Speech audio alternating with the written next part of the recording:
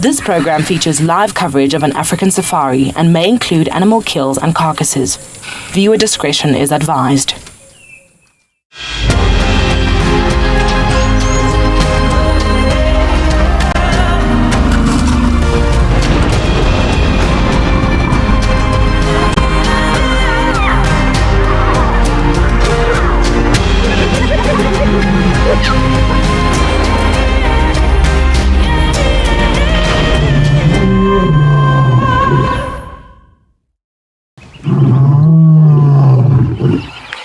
Good morning, everybody, and welcome to Djuma Private Game Reserve in the Sabi Sands. We are currently at WildEarth Dam, and it is such a pleasant morning weather-wise. We're very, very happy this morning. Thank you for joining us. My name is Tessa. I'm going to be your guide on safari here this morning. Behind the camera is Paul, and we've decided to start the morning because it is so pleasant. It's a little bit humid, it's overcast. We've decided to start the morning here at WildEarth Dam to have a listen in case we might hear any interesting sounds this morning.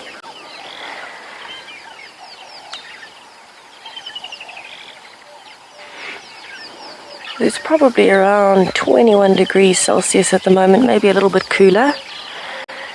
We have got a chance of rain today, and I think the animals are going to be out and about taking advantage of the nice calm weather without any wind this morning, going about their days. We'd love to hear from you this morning, so if you have any questions or comments, please send them through. You can find us at #WildEarth on Twitter. If you're under the age of 18, you can pop us an email on kidsquestions@wildearth.tv, or you can register yourself on the WildEarth website, head over to the channel page and submit your questions there, and we will be waiting to hear from you. There is quite a lot of bird life here this morning. I think we have been very, very lucky already. There's actually some pied kingfishers that have been hovering and dipping into the dam looking for some food. There you can see one flying off.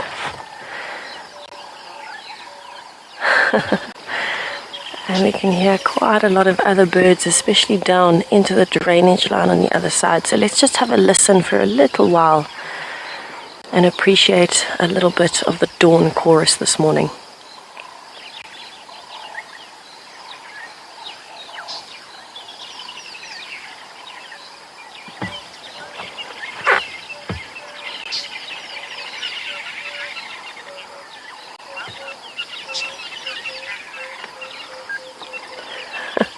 Anna Marie, you definitely know how to make my day already. I agree. I think some wild dogs this morning would be perfect. It would absolutely make my December. I think we have been so lucky on sightings recently, and I'm hopeful that a wild dog sighting might come soon. Possibly another lion sighting too. That would be wonderful.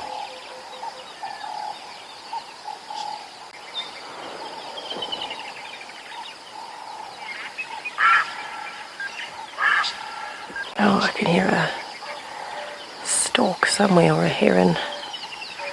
Wow. So I think I'm actually going to spend a few more minutes here at the dam just listening out. I have a feeling there was some leopard activity around camp last night, and so maybe we'll get lucky. We might find some tracks or hear some noises for that leopard. While I sit here and take in a bit more of the dawn chorus, let's have a look at our weather for the morning.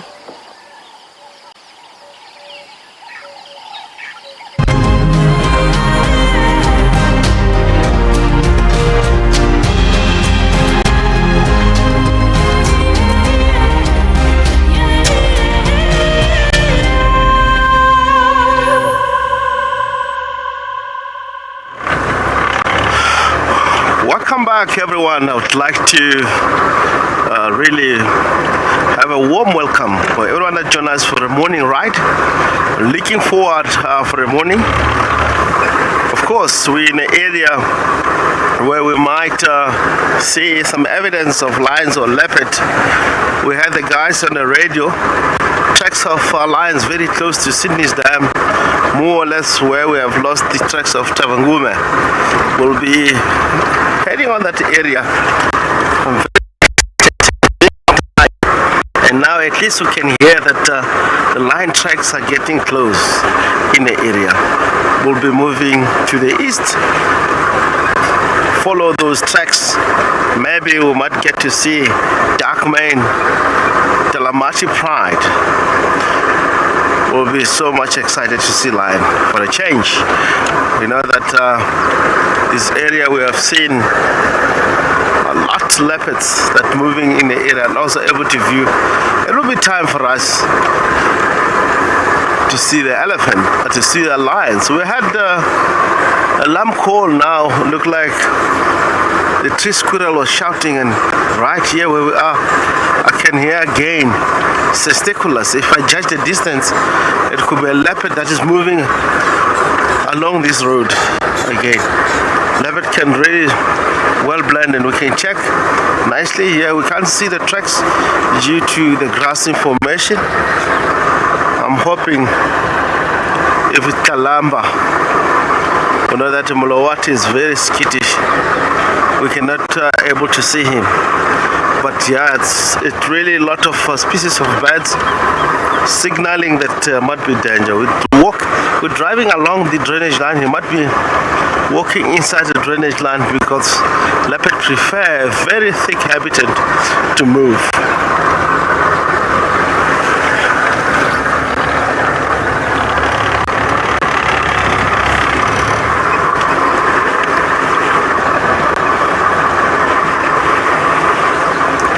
Of course, while we're still looking around here, we'll be linking back to Tessa.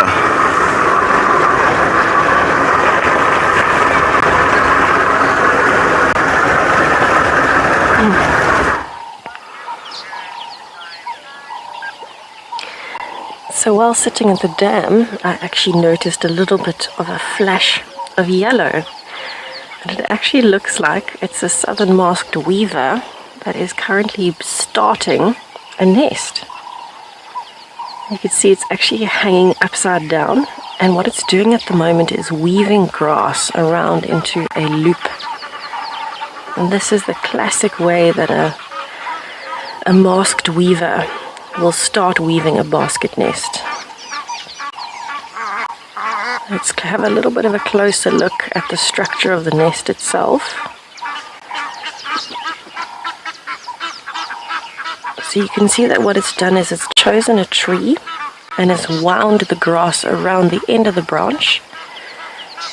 And then what it does is it makes a loop out of the grass, and now it'll keep coming back and taking fresh pieces of grass and weaving them around that initial little circle. Now that circle is going to serve as the entrance to this weaver's nest. He will build the basket around it and down to the bottom where there'll be a chamber that's lower down than the entrance. And hopefully a female will choose his nest. If he doesn't already have a female that he's building for, he has to build the nest. He has to make it as perfect as possible, spacious enough, with the perfect size initial loop that the birds can fit through, but predators might not be able to. And then the female has to choose his nest. If she doesn't like it, she can actually take it apart and he has to start again. Or she might just leave and then he knows, okay, it's time to start a new one. So it's a really special phase of building that we're seeing here, because the grass is still green, which means it's still got strength in it. Then by the time it dries, it hardens a little bit and it keeps its form. If he tried to build this nest with dry grass, the dry grass wouldn't be so easy to bend and to weave into that circle and then into the basket. So I'm hoping he comes back soon. He's just collecting some grass and then he'll be back at the nest, busy weaving it in again.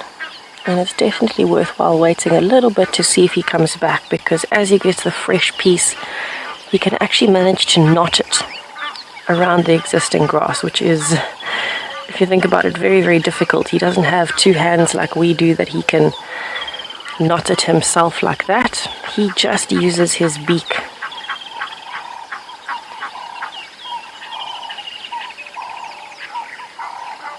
So these birds are actually here year-round.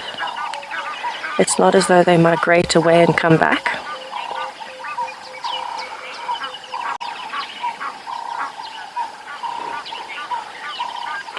Jason, no, they're actually very strict about this. They won't steal each other's nests. Other birds might try to steal their nests, but they have to impress the female by having built it themselves. So it's not like you'll see them go and steal somebody else's nest. They have to impress the female with their own nest. And this is where survival of the fittest comes in for weavers in particular, because if his nests are never good, he will never pass on his genes.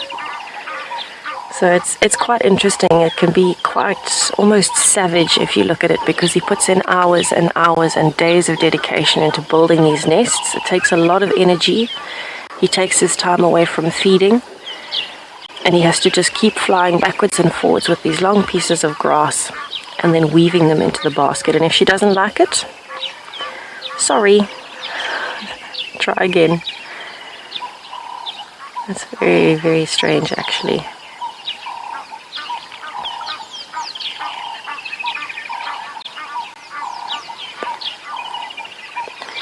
So I'm going to spend a few more minutes here just to see if he does come back, because he should be heading back fairly soon. And then hopefully we'll be able to show you how he weaves the grass around that little basket entrance.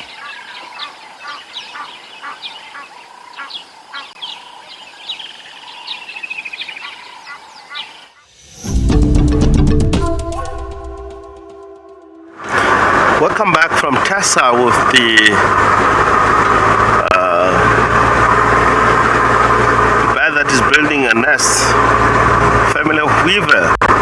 We are in the boundary here. I will try to check any tracks that comes from both sides, crossing from one side to another.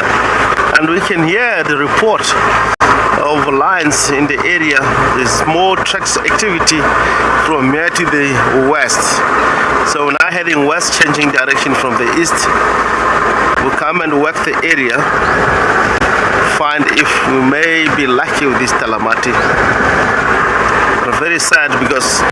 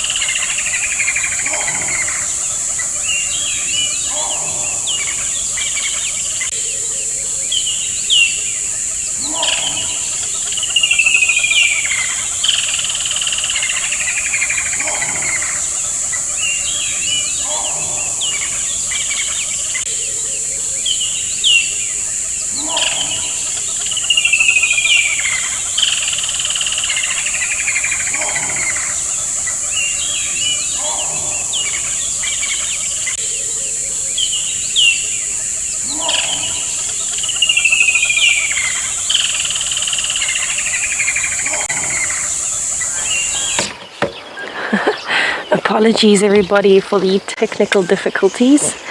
We are back and we are patiently waiting for this male weaver to come back to his nest. And you can see it's just a hanging ring at the moment. It looks a little bit like a Christmas decoration, but in fact it is the makings of a very intricate nest that will take him hours and hours to build. So they can actually build 5 or 6 different nests sometimes, waiting for females to come along so that they can mate with more than one female, and any nest that is rejected is destroyed. Very interesting to see how the different bird species work in terms of how do I impress a female, how do I keep a female. There we go. Somewhere lower down in the tree. Possibly going to get some grass. Flitting backwards and forwards at the moment. So they can actually, they'll never reuse a nest. So if he builds this nest now, he won't come back and use it again next year. He will always build a fresh nest. But some of the other species you might find will use these nests. Red-headed weavers and blue waxbills and things like that might occasionally use these nests. It's not altogether that common, but you can find it. So it's not as though every nest goes to waste. But it also makes it look very, very pretty, especially around the water holes, to have all of these nests hanging. A very good idea, and he's actually chosen a pretty perfect spot because he is very close to water and he's in the passage where the wind passes from the dam down into the drainage line, so he's got a great chance of finding a female through here in this territory. So you might actually be collecting a few leaves, maybe a snack here and there before he carries on with his building. And believe it or not, some of these weavers, as small as they are, remember weavers are anywhere from 14 to 16 centimeters, so they're quite small birds. And the nest is quite narrow, the entrance, to suit that.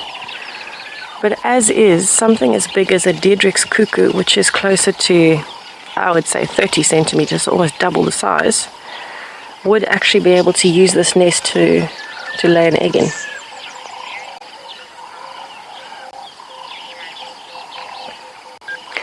Suzanne, see, normally they build their nests at the very end of the branch for protection.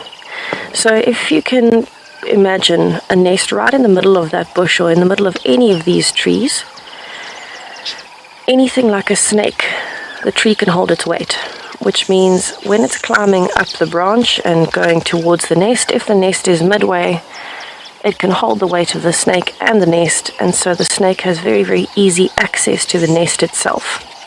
If, however, it puts it right at the end of the branch, the snake will be too heavy to be able to get there, because as it gets closer to the end, the branch is going to dip and the snake is going to fall off.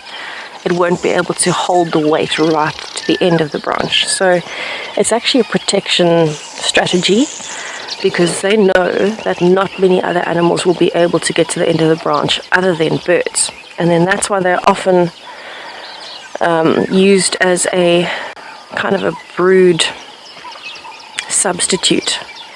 Well, when I say often, it's, it has happened and it is recorded that birds like Diedrich's cuckoos, which are quite big, will actually use a weaver's nest.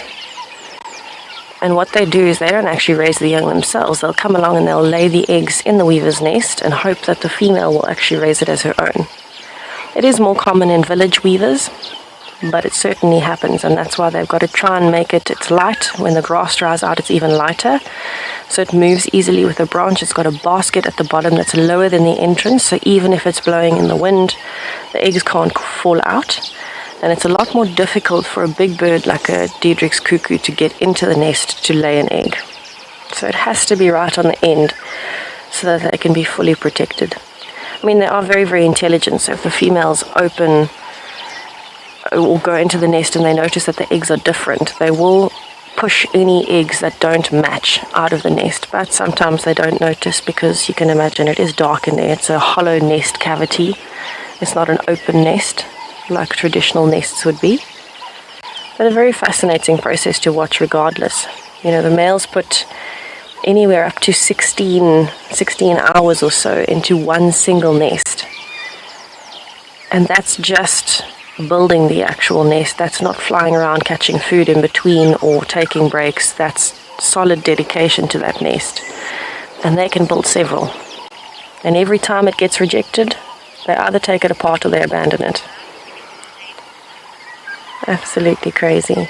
But that was a very nice start to the morning. I was hoping we would see the weaver come along and actually weave the grass bits and a few leaves around the hole, the entrance. But hopefully later we might come back and he'll be busy. I'm going to carry on, see if I can find any leopard tracks. And while I do that, let's head over to JP.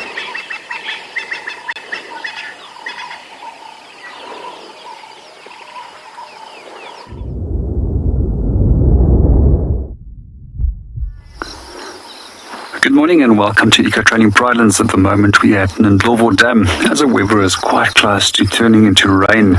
So we just want to be where we can quickly take our equipment back in case it's necessary, that we can pop it in a dry place. So at the moment we're watching a number of Egyptian geese and their chicks on the water. We've actually noticed them for the first time on Christmas Eve, so they were probably hatched the day before. And if we have a close look, they're still they can't fly at this moment. And they're pretty much dependent on the parents for protection. However, they can take care of themselves and feed.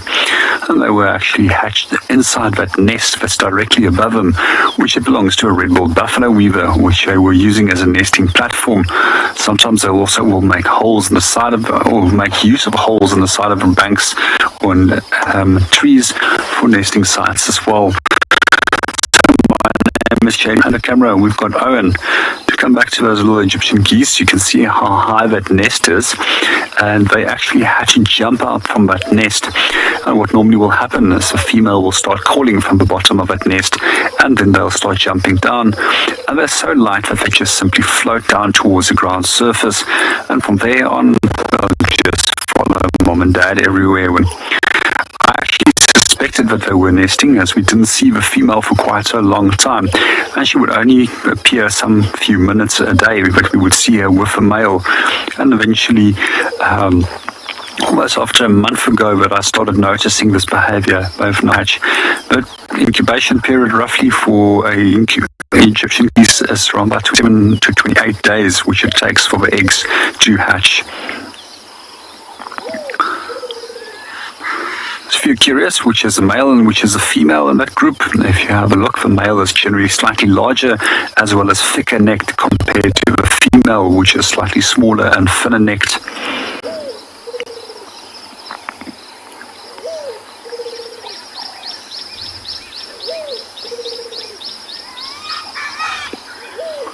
We also find that they generally have fairly large sizes, clutches of eggs in which they will produce. However, they're very unsuccessful in raising a lot of those chicks.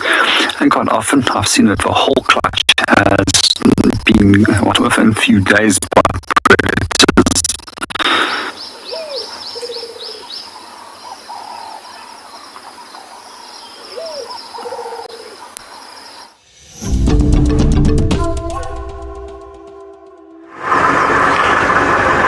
Welcome back from Tessa, and we are live right here. I'm heading more direct south. We have managed to find tracks, look like a male lion that is walking straight west from the gate, fire break. We might cross to our neighborhood. We'll try to stay here looking for anything that might be exciting around Garri Main.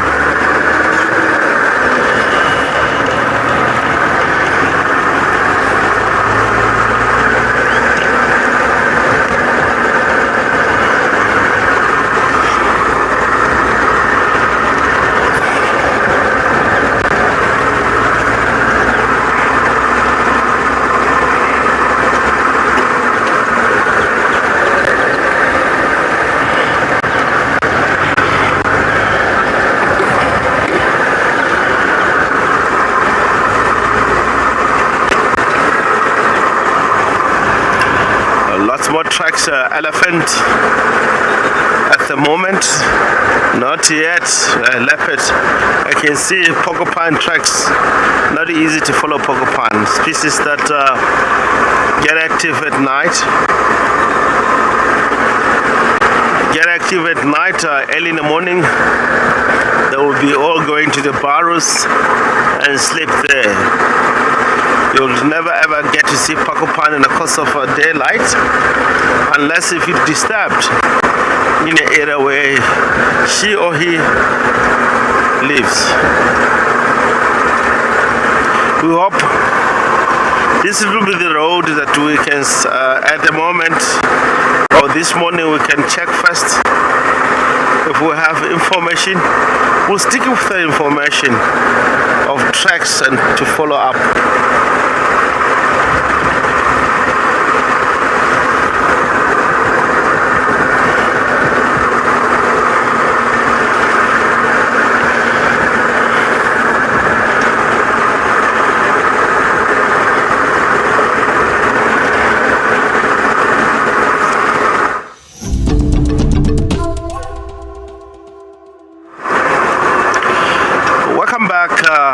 We are now Triple M.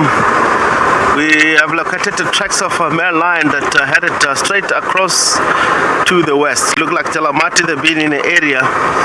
They were at Sydney's Dam towards the gate, and we were tracking tracks headed straight to the direction of the gate. They might cross into Simbambile or cross back into Manyeleti. We're going to check on Triple M Road up to Gary Main for anything that might be really crossing from one side to another. And it's very important for us to check all these boundaries, then we can know definitely what might be in our property.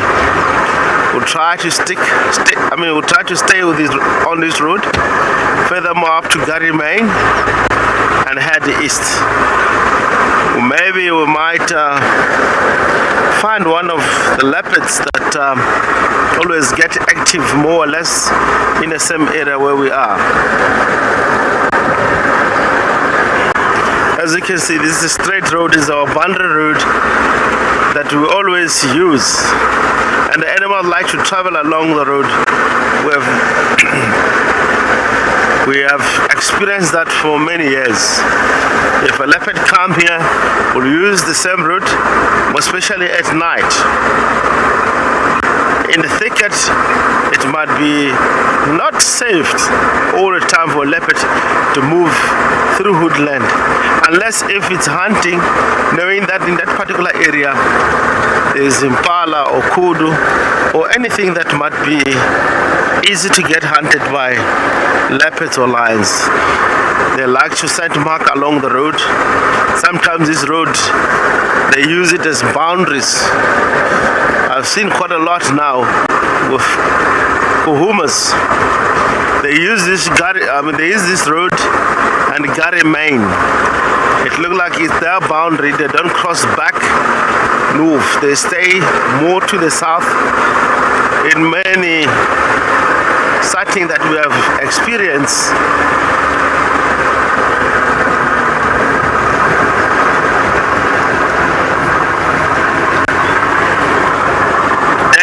thank you for your question. How can you see how we identify tracks, fresh and the oldness of the tracks? Very easy. In most cases, we just judge through, if you look at the tracks.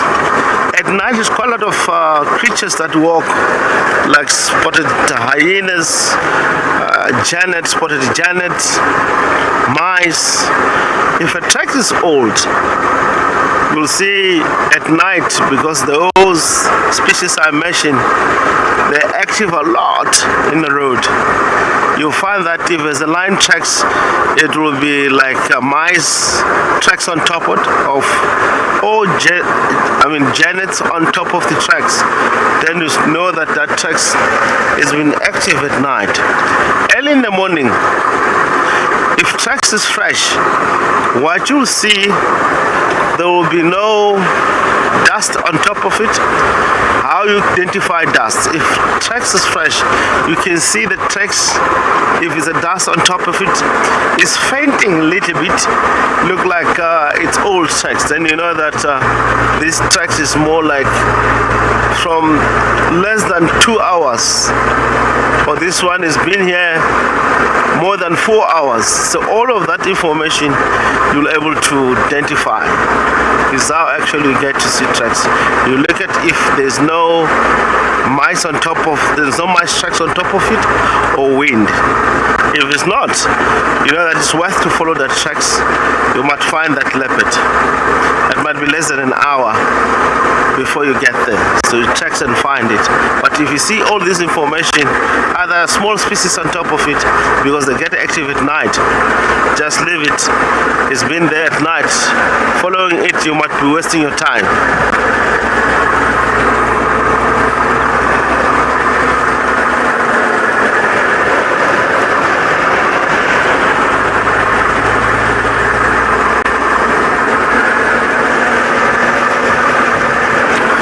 Believing this morning we'll see Talamata according to the information that passed over to the radio communication. Talamata tracks, Sydney's Dam, they're going up and down, and we were like, whoa, now is today. I think Sydney's Dam is about 100 meters just on the boundary, and we go there, find 1 mile tracks, cross over to our area and head back straight to the west. I don't know what happened. Maybe S8 male built in the area and start to move all these chase Talamati to the west. Coming in the area, they look like they're coming into S8 male territory. So what we need to do is to wait until maybe S8 male get back in the surrounding with the females. We're going to start to see lions in the surrounding. At the moment, look like Darkman is letting us down big time because he's really not coming back. This really does encourage the whole pride to move into the area. He might figure out it's dangerous for him to bring the pride in the area because it's the area where they compete a lot. So he stays out, he's kicked out, and also move with the females. But I believe not so long, the change of male lions in the area is going to take place.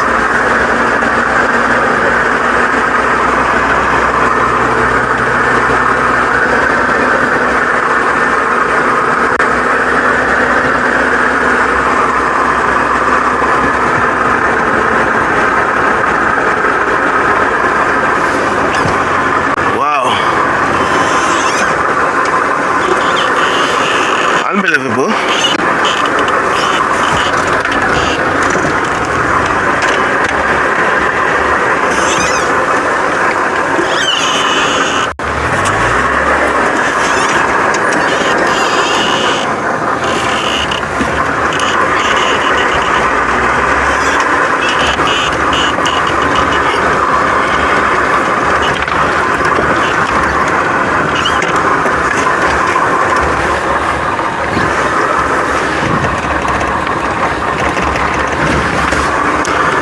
So let's head on. Look like Aubrey Fine Talamati Pride. We're going to join the sighting, and we'll be leading back to Tessa, which is she's on the Bumble. Hope good luck for finding Kalamba or Tandy.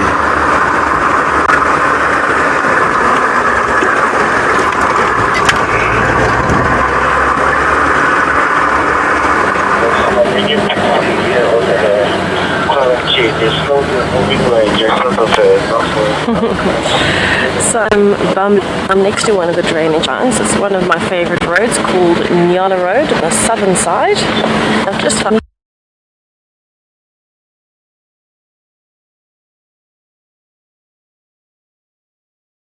Kalamba, if he's moved. Looks like a looks like female leopard's tracks, and so I'm guessing it's probably going to be Kalamba or Taki.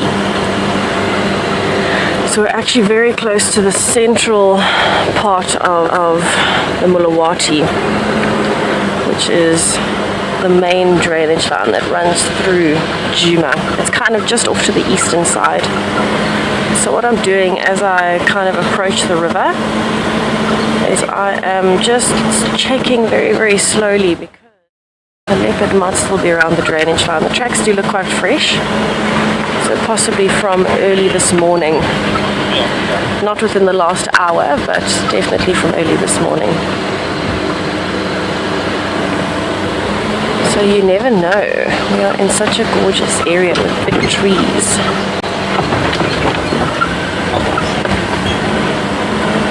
The tracks are still on the road.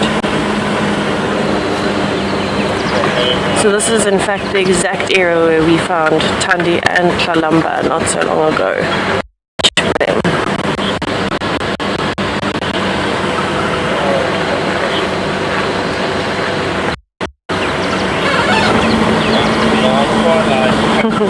Marcus, yes, the weather is perfect for predator action, and I'm hoping that we are going to get lucky with some predators today. I will take anything that comes, even if it's in the form of a bird with a kill. It's always fun to watch. I think it is going to be one of those days where things will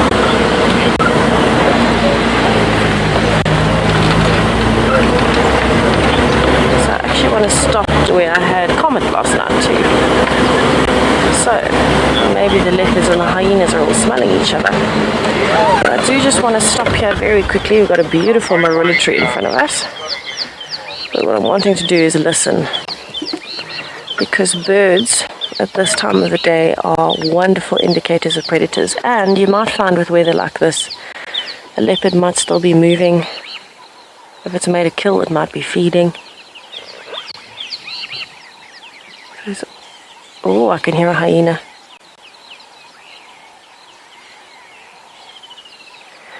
So the hyena call's actually coming from the drainage line further north, further up.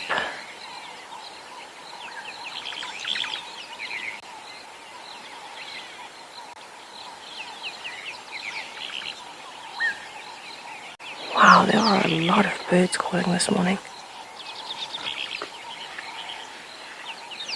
Now you can imagine when you're tracking a leopard, so I've just found leopard tracks, they are still on the road, but if I lost those leopard tracks now with this long grass, if it cuts off the road, this is when I need to start thinking like a leopard. And if I was a leopard in this area, where would I go? There is one big tree, I would go to the big tree and I'd scent mark around the big tree, and then I'd carry on. So this is why whenever we see an open area with a tall tree, it's worth stopping, having a look, having a listen. Especially when you are close to the drainage line, because this is exactly where a leopard would want to be. Right, I'm not hearing any alarm calls, I'm just hearing beautiful doves and orioles and woodland kingfishers. And then just the one hyena call further north, so it might just be calling to other hyenas. So my plan will actually be to loop back north a little bit later. Sadie, thank you. I hope my leopard luck is strong today. That would be good. That would definitely be good. I can just imagine, you know, all of these big trees around. I can definitely imagine a leopard up in a tree this morning. We've seen a lot of leopard activity recently, but most of it is actually on the ground. And I would love to see a leopard up in the tree. I think that would absolutely make my day. I think I would still prefer wild dogs. That's just because they're always in my mind.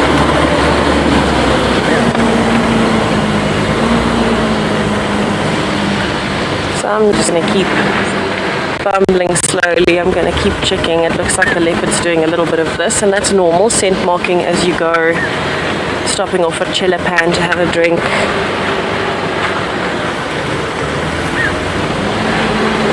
Very, very normal.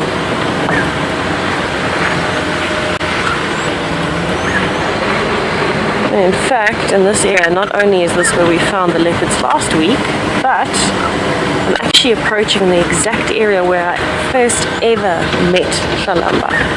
First time I'd ever met him, so it's always an exciting area for me. But let me carry on with my tracking bumble and see how my morning goes.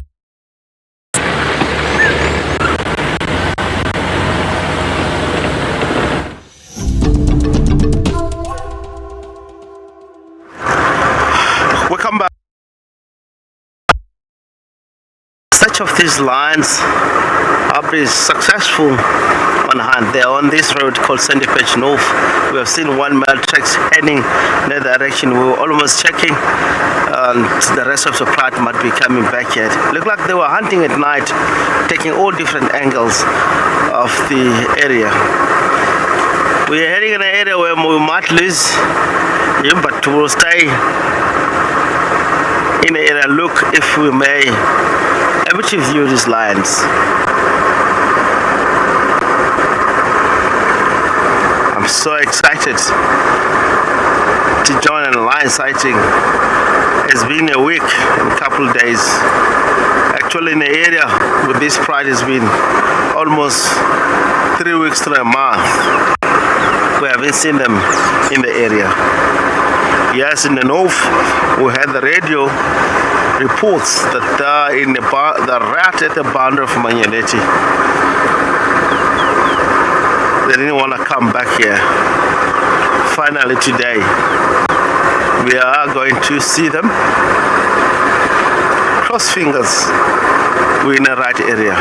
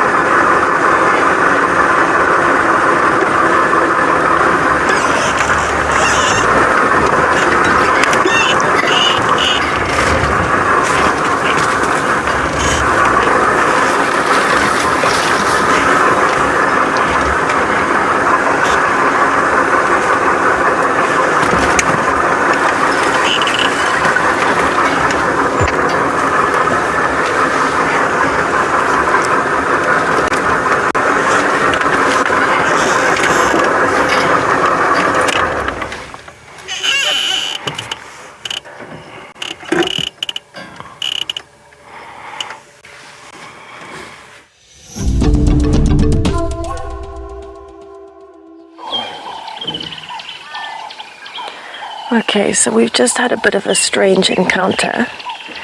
As we came around the bend to dip into the drainage line,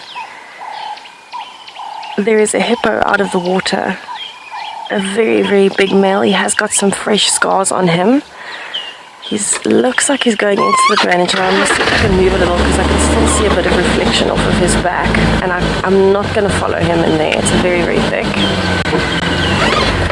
But it looks like it might be the male. There he goes from Vuyatela Dam on a bit of a patrol, taking advantage of this overcast weather. And I know it's not the greatest view, but we are seeing a hippo out of the water.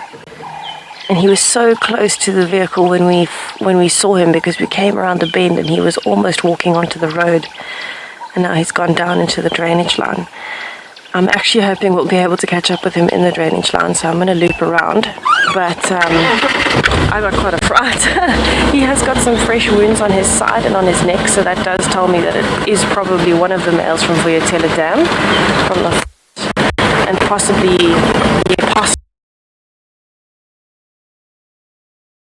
the victor that is just doing a bit of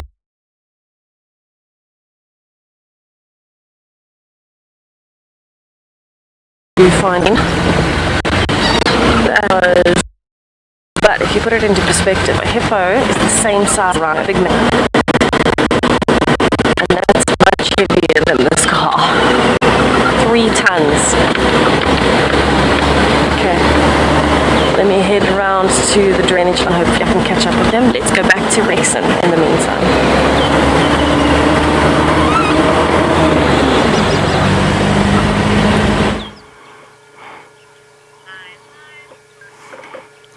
Welcome back, live from Test of the Hippopotamus. We have joined now with the family of pride called Talamati. Finally, we have this pride in our conservancy. They are now back from the government conservancy, which is called Manyeleti. Talamati pride that together with Dark Mane. It's really interesting, the history behind this pride itself. And also something that we collected with this pride is such amazing. Dark Mane is father 9 subadult, which we going to share more details about it. The male that we own at the moment is the father of all these subadults. They were born being 9 in a pride from different females, 5 adult females that really have 9 cubs and grow up to the sub-adult stage. If you look at the young male, right there is one of the sub-adult offspring of Dark Mane. It's really interesting. If you look at the young male itself, there's now have developed mane. I think it might be a right time for this pride or young males to leave the pride and go their own direction. But yet look like they're still staying in the pride because the Dark Mane is having challenges with S8 male. So it looks like the father and this youngster, or the young males, they're really running away from S8 male. Every day they had tried to even extend their territory furthermore to the west. They escaped from this male. In nature, if a lion stress a lot, as a result, you might get to see the condition is going to be poor. Now, mainly, they might show off from the skin itself. Maybe mange is going to develop. When the lion are always running and have stress and fear from other male and are not making kill according to the normal life of this pride, it will mean that they're going to lose and they will get disease because they carry TB in the body system. The bacteria of TB might multiply in the body system. As a result, you might find this line show mange in the skin. That means they carry a lot of disease, but at the moment, look like they're all in good condition. They're hunt and more successful. Cross finger for Dark Mane to survive. Of course, all move out of the pride and try to go and join the two brothers for a change, of course. These subadult females, not so long they're going to mate. I can see they might be reaching somewhere 3 years. When they get to 3.5 years, then normally they will be on oestrus and they will be more interested to mate. You'd never know. I cannot guess in this pride. Prediction is very dangerous. Maybe you might get to see that Dark Mane will maybe mate with his offspring. And that is very seldom to see, but it do happen from the Lion Kingdom. As a result, you can see a lot of lion, if they inbreed, they have deformation in the pride itself. One of the youngster here, you can see also having deformation leg. One of the female, I don't know whether she's still here. She's have a right back leg that is really look like deformed. When she moves, you can see she's struggling a lot with that particular deformed character that she have. She hunts a lot, of course, but it really shows that something is not right. And that might be courage by deformation, mating with the brother or in a family. No one knows in particular with this Dark Mane male where exactly. I know that they named Avoka, but we have seen quite a lot. We have followed up in this particular pride. These male look like they're born within this pride. We have followed the information as guide in the north, and we know exactly what happened. He comes from Talamati, Dark Mane. the breakaway Talamati that is not with the part of this female here. There were all 8 young males in totality. Darkman's mother and the others, they remain in Manyeleti. The breakaway pride, they headed north.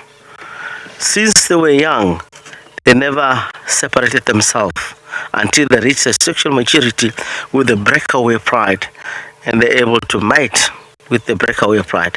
That is what happened. The history of this pride, it comes from long way. This is one of the Kuhuma's bloodline. Kuhuma break out from Talamati pride and form their own pride. I'm talking about something around 25-30 years back.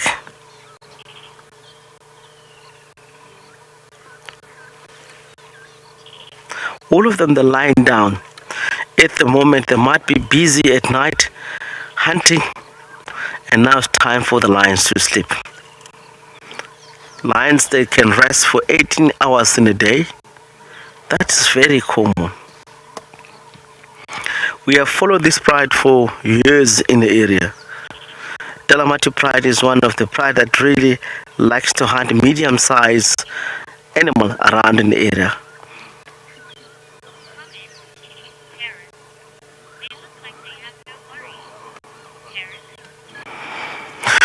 Terence, thank you for comment. It looks like they have no worry.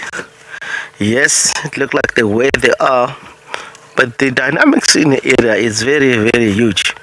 It's always a challenge from other lions. That's the reason we don't see this pride quite often. They're always in a run. But where they are lying down at the moment, it looks like no worries. But they do. Maybe they've defeated the enemy, you never know the reason why they've come into the area. I know these 2 young males, they might really at the moment try to defend themselves. If another male comes there, they're supposed to fight back, but I can see they're not doing that.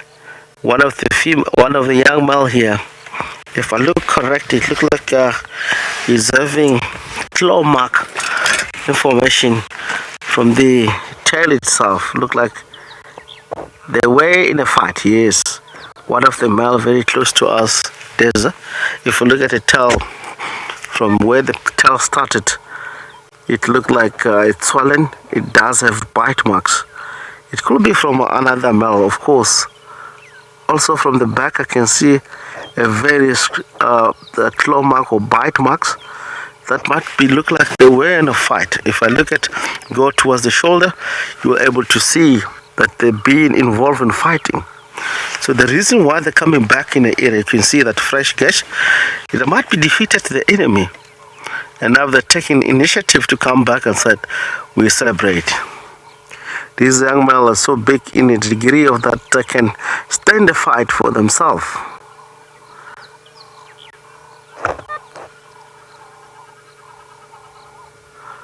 And also look like the other young male, they have the similar sort of scratch that look like they were in a fight. You never know whether it was S8 male or it could be narrow pride. The 4 or 5 males, young males that used to come in the area. But you are right. By the look of the thing, they look like they're settling the area. If they do win the fight, we're going to start. They will start to vocalize in the area to announce the area. We'll be cutting back to Tessa, which was having a hippopotamus earlier on out of water. Very rare to see that.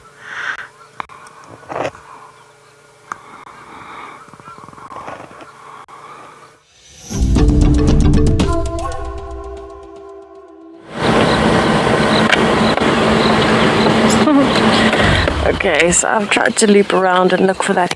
He seems to have disappeared, but a good option is to sit at Twin Dams and just see what happens. We never know, he might come back here, or we might find anything else. And it seems like there is a very comfortable bachelor herd of impalas here.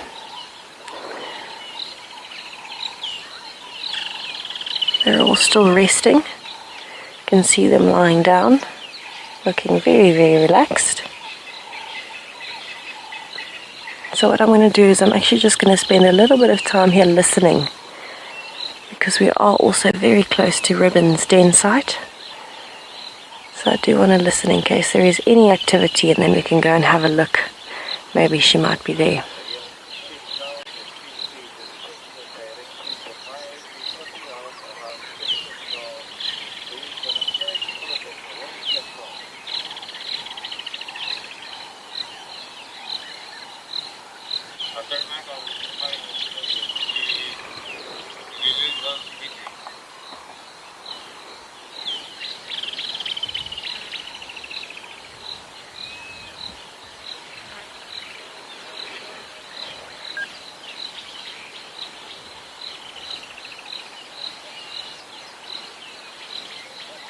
Actually still hear some frogs. Just shows what our weather is doing today. If I can still hear frogs that active.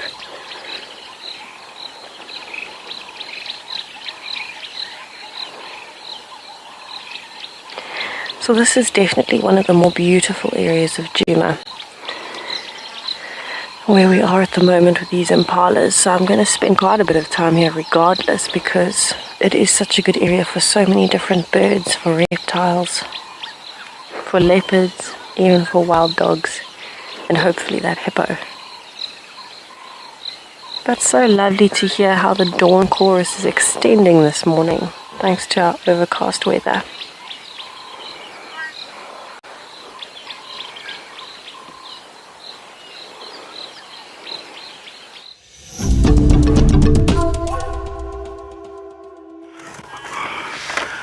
Welcome back from Tessa. We are live with this Talamati Pride. We look at one of the beautiful young male. If we look at the male that's developing, is joining at the moment, it will be really intimidating, of course, at the present. If he counts any lions in the area that really are dominant or try to take over from this pride, I believe by the look of this young male, they are going to scare a lot of lions. In most cases, lions will respect one another. The way the lion might look, general physical looking of the particular species, they might be really respect individual by their look and by their way they're healthy. And I believe we might be predicting here, by the look, all of these young males look like they're being involved in fight. So if it happens that this Talamati sub-adult together with dark mane, they've managed to fight and really force some of the pride that they're really competing with them, we'll start to hear vocalization as from tonight. If something like that happens, it will mean that they are now have defeated other males in the area. More especially, I just cross finger, S8 male is going to have trouble here. If we look at the size of the female now, those are the sub-adults that are born at the same time with the female. It means that, yes, they now gonna reach sexual maturity. They're big enough. This young man, they're born together with the other brother that is not always with the pride. There were three, all of them. The young man have seen around Minority Boundary, Pefesuk, being alone. He is not with the part of the pride. The reason why he have moved out of this pride, he might want to form coalition with other males and really started to challenge dominance in the area. It might happen if S8 get difficulties, he might join with that particular young male. But if not, he might stay alone as he is moving around to the north without any male that partner him to challenge the fight. So now I think he might have challenges. These young males have grown up. If they find themselves very strong, they might resist also not to move out of this pride, stay in a pride until they reach the sexual maturity, maybe take over from their sisters. It can happen, but the chances of them to do that is very rare in the area. But it do happen. Would never say they cannot stay in the pride. What we need the most, if this pride, we can able to follow them in a daily basis. If these two start to challenge around here, move out of the pride and come back, they might able to partner with Darkman and save. And we don't know why Darkman doesn't want to join his brothers. It might be because these two offspring, these sub-adult males, they might defend or they might join Darkman and start to challenge fight in the area. That's possible. And remember, Darkman is come from the two coalition. He was the third male on that coalition. What happened to him? He decided to move to the north and separate from his brothers. And all these youngsters, we cannot say that they're all fathered by Darkman. There might be some of the youngsters, the female have mated with the brother. By so doing, because they're all in coalition, they can stay together and they can form one pride. If the two brothers get into the area, they're not going to trouble these youngsters because they know that it comes from the same coalition of the males that mated with the female. This young male, of course, that they can really cohere with their brothers or their fathers, sometimes move together. It can happen. But very rare to see that again. I know that there was a pride in the east. There were 9 young males. They were the size of these Talamati young males.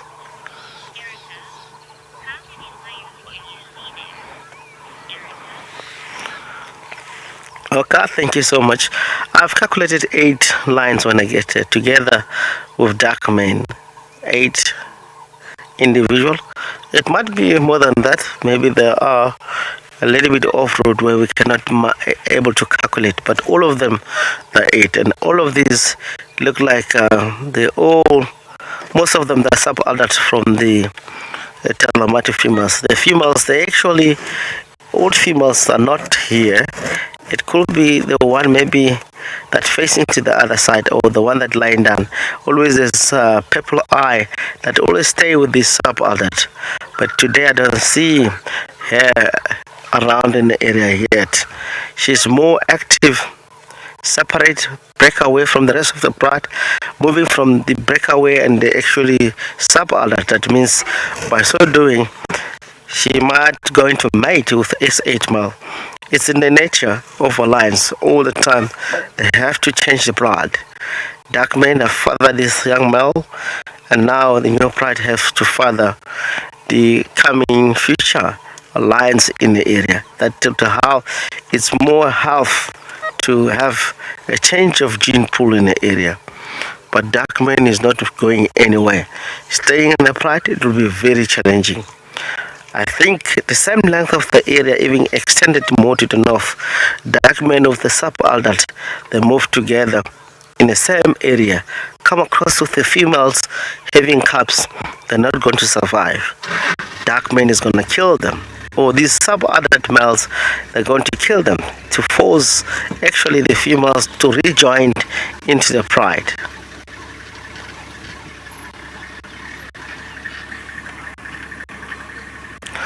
Perfect. They're all looking happy.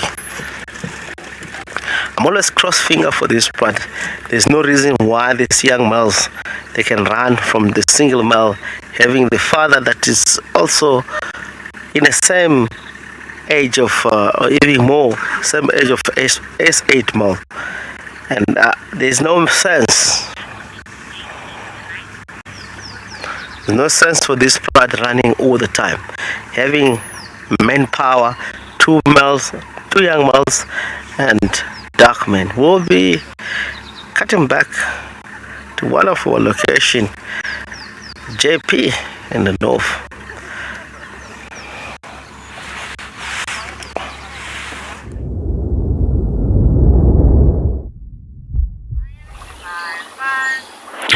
Welcome back to Eco Training Pridelands. This morning, Owen and myself was battling to find signal, and that was our tracking exercise.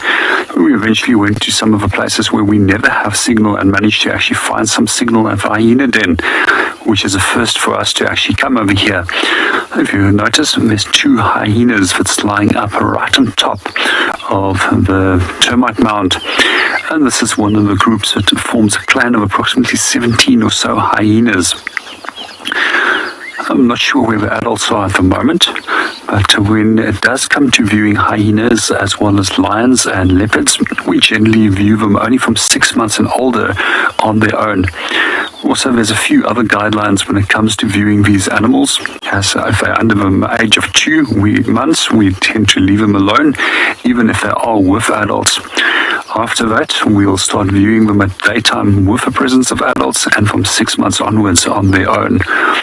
We also don't view any young animals under the age of 6 months with spotlights at night either, as you can also potentially damage their eyes. So when it does come to hyenas, I do find it particularly interesting that when they are born, sometimes you'll find that they are male and female cubs that are born, and sometimes you'll find female and female or male. But generally, if it's same-sex cubs that are born, we will find that the more dominant individual within that litter will then eventually kill the sibling. They're actually born with teeth specifically for that purpose. And the reason why they outcompete the other cub so quickly is that they have all that resources coming straight towards them. But if it's male and female, then both of them will actually survive. What I also do find particularly interesting is that females of any age will actually outrank and dominate a male with immediate effect, even if it's a mature adult male. We also see that there's a reverse sexual dimorphism when it does come to hyenas.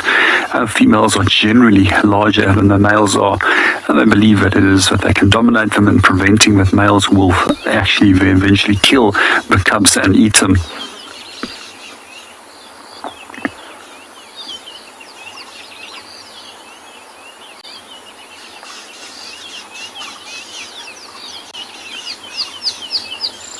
So when they're roughly some 2 months of age, if you were wondering how to age them, they're still fairly small, and they tend to also still be black in coloration.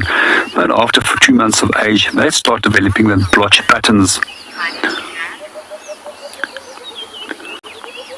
Good morning, Michael, and welcome to the show. It entirely depends. Most of the activity of hyenas are nocturnal, but we do often find them active in daytime as well. Some of the most interesting interactions between them and lions I've actually seen has been in daytime and around carcasses. Most predators, with the exception of cheetah as well as wild dog, will actually stay active throughout the day, but there's always exceptions where you find that those animals that are generally nocturnal will also show some form of activity during the daylight hours. Even in the winter months, you'll actually see that those nocturnal species will be active up to midday even.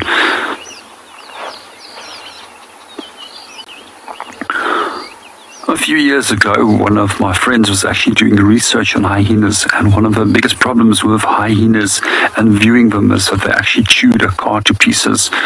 Eventually, they had to take chili powder and make a paste and rub it on the tires as well as fenders to prevent them from eating them. We also find that quite often hyena cubs become very, very curious, and they will venture towards the vehicles once they become familiar with the vehicles and try and go underneath the vehicle. And sometimes they're naughty, they bite and break stuff underneath there as well.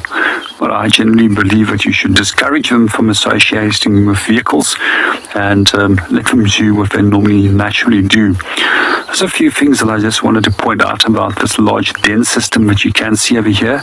It's very likely that it was most likely a hole that was dug by aardvark and then potentially enlarged by species such as porcupine and then taken over by hyena that will also modify these burrows.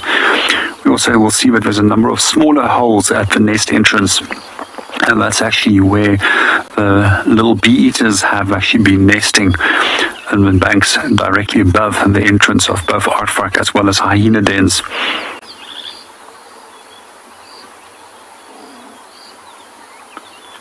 There's roughly some 14 different species of animals that actually will benefit from aardvarks and their holes that they create, and they range from jackals, foxes, aardwolf, and a number of others.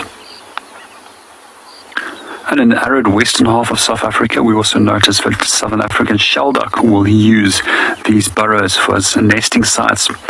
And then you also will see in those areas that species such as southern anteating chat will also use these as nesting sites.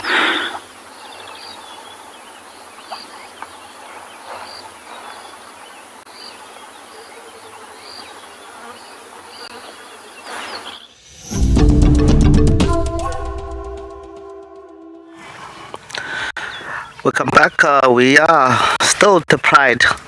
All of them lying down. They're not moving anywhere. They're not showing any sign of today. They might move further more back north. Look like they're settling down here. These now look like they're all gonna be back here in our conservancy.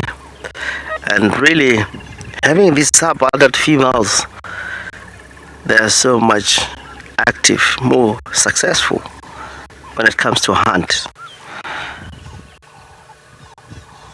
Let's take the opportunity, of course, enjoy the sighting, being silent.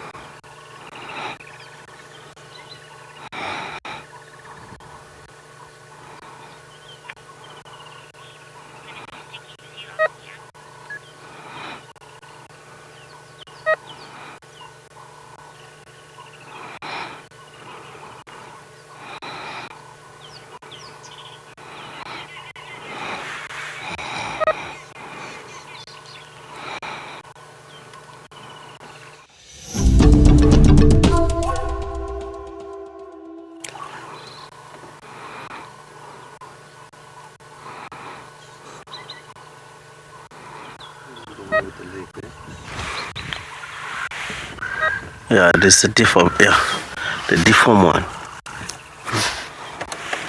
And what we realize, even the front foot left, you see that skew.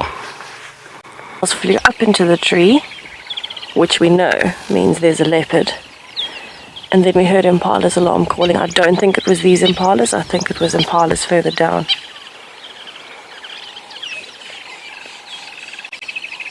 So I'm just listening for another alarm call. I think there's a leopard right here somewhere, possibly in the drainage line, maybe Tundi or Maribs, or even Shasha.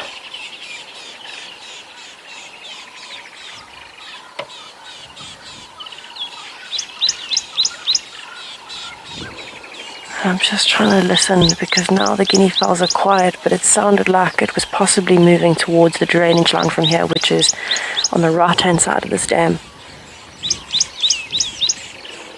We've already done 2 loops with those guinea fowls from when they first started alarming, and as soon as they flew up into the tree, I knew.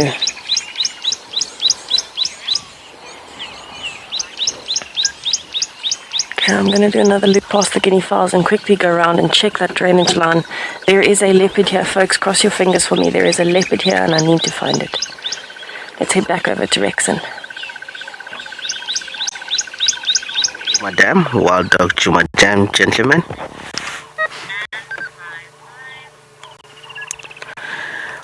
Welcome back to the Pride from Tessa. We are live here. What we have experienced, all these lions look like they have serious cuts at the back, look like they were involved in the fight.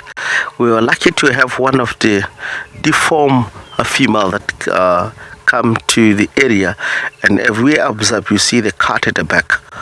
So it was busy week, around in the area where they are. If I look at the judge from these cuts or wound, this might happen less than 4 days back.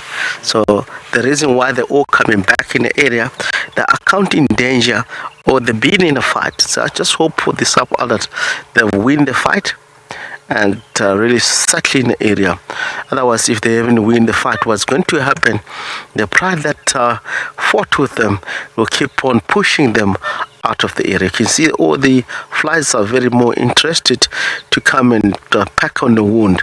In most cases, flies deposit maggots, and where you find that if it's not a lion, a leopard, or antelope, in short, is where you find that the maggots will be developed, and they will be more irritating, eating on the wound, making worse and worse, and the animal can really lose its life like that way. So from here, from the lion would lick themselves. There's nothing they can really, it gets deeply and irritate the wound. So it's amazing. What happened that you can read from the pride. It looked like they were involved. Female, males were involved in fight. So pretty much it was a serious fight, territorial fight. We'll wish to see if dark men have a cut. If it do happen, it means that, of course, they might have win the fight. That's the reason they are coming in the area, not far from where they are in Manuel, certainly around Sydney's Dam. We need to hear them talking this afternoon. If they're not talking, it means that they have lost the fight. How they do that? They have to vocalize, they have to do scent marking, and most especially dark men and the youngster, the young male, they will be more proud to walk around in the area, just announce themselves after winning the fight, and really settle everywhere, start to announce the area. We have that yesterday. What we had the last 2-3 days, it was an audio of pride more to the north, and they were located very close to Jacana on the Manyeleti boundary. So they might be really at the moment sorting their problems out in order to settle well in the area. Cross the finger for this beautiful young male to settle in the area, not to push out. If they're not, they might be really pushed out of the area, but the male that they have win the fight, you come in the area, try to kill these sub-adult males, also maybe dark men. But he's very clever male. He's been in the area avoiding fighting all the time. Maybe he's waiting for the right time to come in order to pay revenge, fight back. I've seen lions before get to involve in fighting, lose the fight.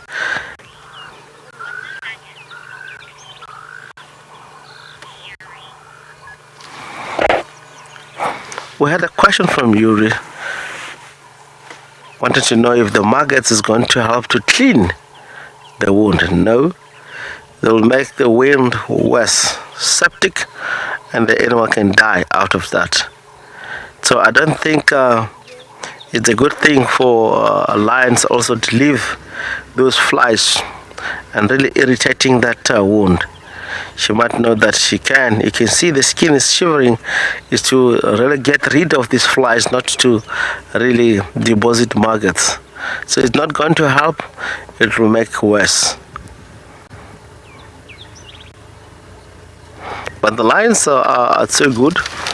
In the area they can really in the area they can lick one another sometimes if they fell, but really honest speaking, even itself can clean the wound and make it clean, and they can really get rid of the maggots either on that way.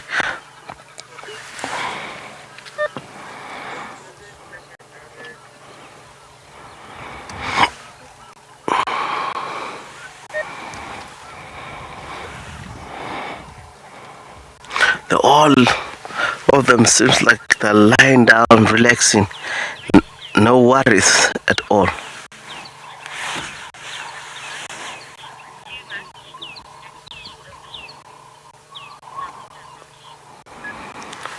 We have a question from Dr. Rocky. The end of the question maybe I didn't get, but the rest of it I managed to get that. Do it possible for the lions to eat or gorge themselves? But the last bit of it I haven't copied, but I'll cover on my experience when the lions gorge themselves, what happened. Overweight. Oh, lovely. Doctor, the lions would never be overweight in their life. The reason behind that, the lions, they are really species that move quite a lot. Sometimes they can stay out of the area for 2 weeks without killing anything. If condition is back, if you eaten something today, prepare that it might be 2 days, 4 days without having any food around. And of course, if we look at all species that eat meat, all of them, they are in a perfect condition. They'll never add weight and really get to the stage where they cannot move. But all the species that eat grass, they can be overweight and they can be so vulnerable due to that. Or species that are mixing the omnivore species, of course they can, more especially if they're in enclosure where they cannot exercise the muscles of their body, the movement, they can do that. But the lion, remember, they can move from 1 kilometer up to 20 kilometers a day. So it's exercise on a daily basis. Being overweight is not gonna be easy, and you always interact with the other species, and they use muscles, of course, to bring down food. And we'll be linking back to Tessa and see what she might have for us.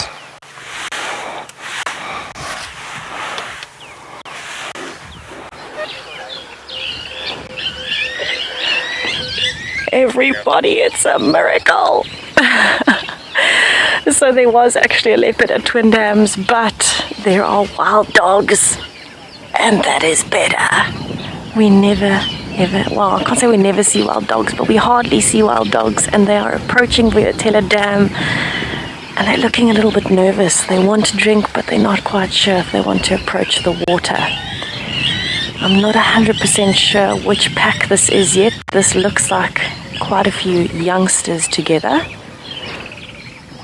And the adults are actually lying down behind the brush you can see on the left. So I will get you a different view just now, but this is quite a large pack. And my gut instinct is telling me the Ottawa Sands pack.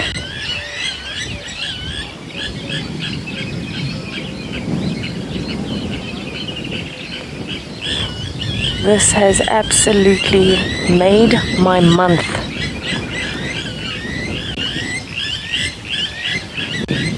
Oh, my heart is racing.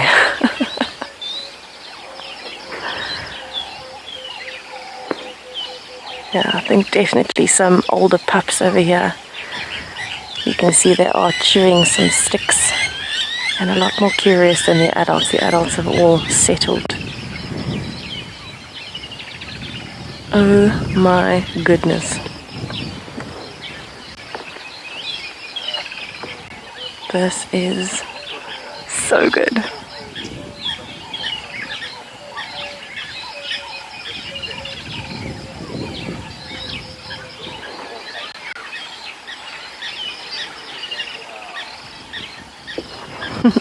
Theo, it is a brilliant Boxing Day surprise. I am so happy. And I've been waiting to see wild dogs. I've had a feeling about them for a few days, and it was about time that they came back, I think. About time that they paid us a little visit and we could see them.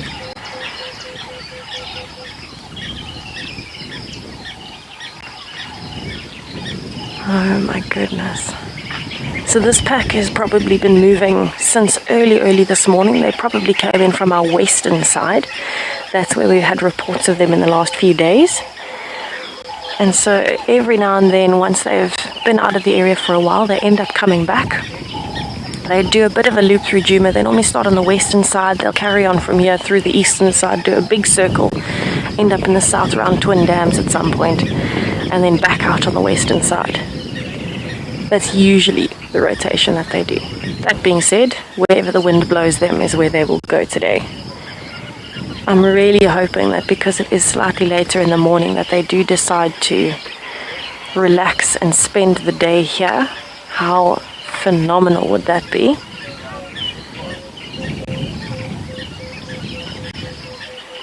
I feel like we are in for the best day. We have got talamatis and we have got wild dogs, both things we have not seen in ages. Myself and Paul are both fist pumping the air. We're very, very pumped at the moment. We're dancing a little bit.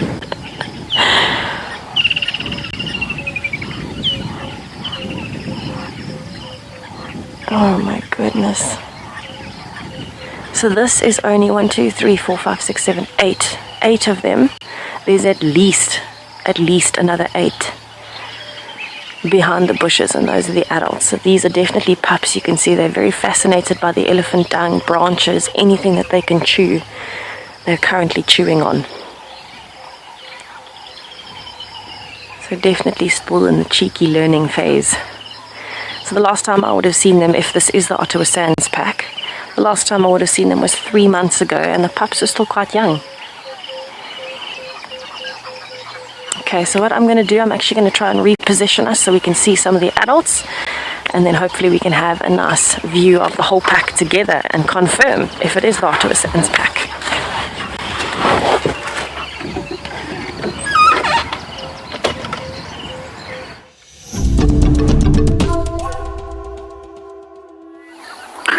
Welcome back to Eco Training Pridelands. At the moment we are watching some hyena cubs that are peacefully sleeping. We also can hear a number of different birds that are calling in the background. We're going to do a short little silent segment and allow you to listen to all these beautiful sounds while you're watching the hyenas peacefully sleeping. Some of these are red-crested coron. We've also got the rattling cisticola calling, emerald-spotted wood dove, and Cape turtle dove.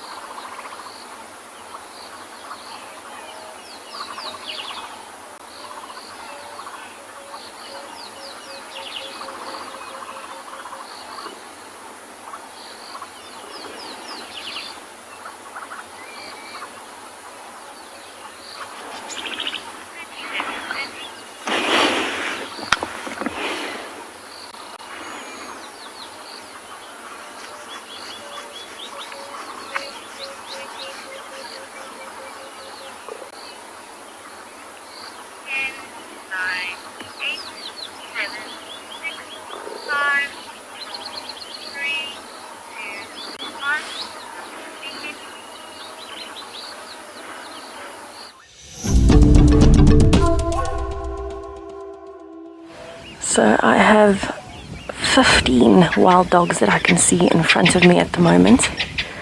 The adults look like they're wanting to move, and it seems like the pups are taking their time to follow.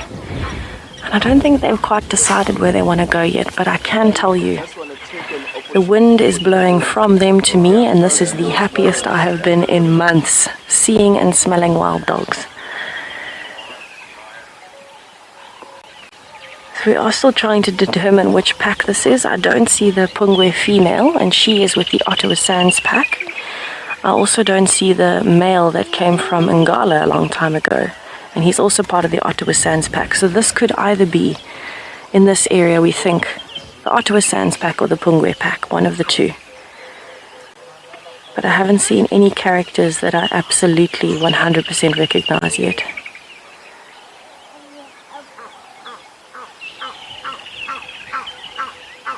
It is also quite tough with most of them lying down. You can't see the markings so easily. Excuse me.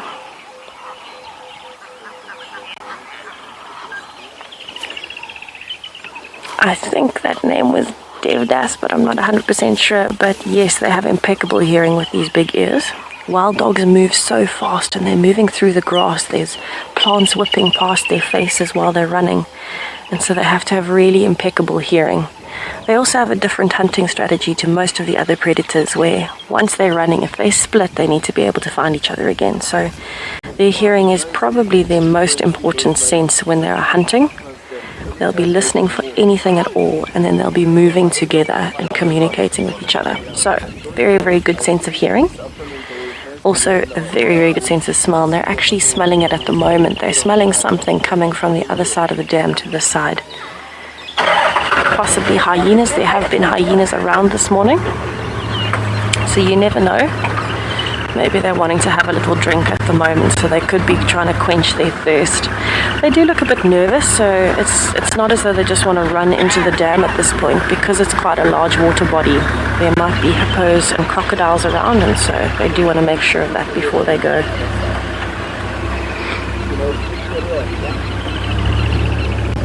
There is one adult in this pack that is very light, that one right on the left.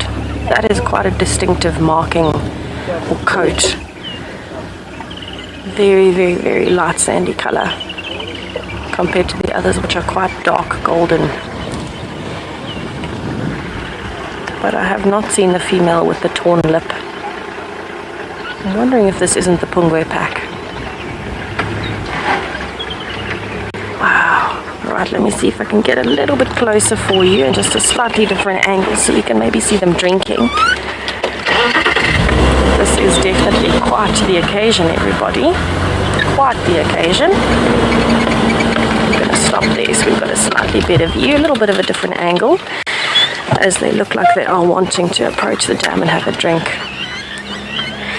If you have a look at their stomachs, they do look like they've eaten something. They're not empty. They have got a little bit of substance in them. That pup on the right has got some elephant dung that it took out of the water. Fascination. But a few of them have also got some blood around their necks, so it tells me they definitely have eaten something this morning. But remember, a pack of this size, they will be hunting every single day, twice a day. Their metabolisms are so fast, and on top of that, there are so many mouths to feed. So they'll be hunting every day, twice a day, morning and evening, crepuscular. And what that means is they need to find water every day as well, because water is going to help with the digestion. And it's a great way to find extra food, because there are going to be animals that are always approaching the dams.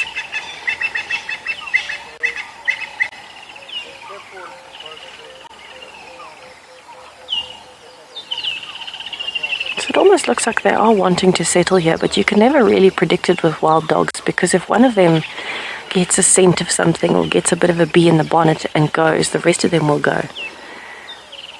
It is normally the alpha who decides where they're going and when.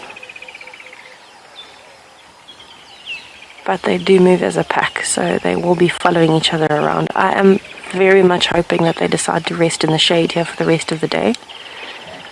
It would be so lovely to have them so close to camp.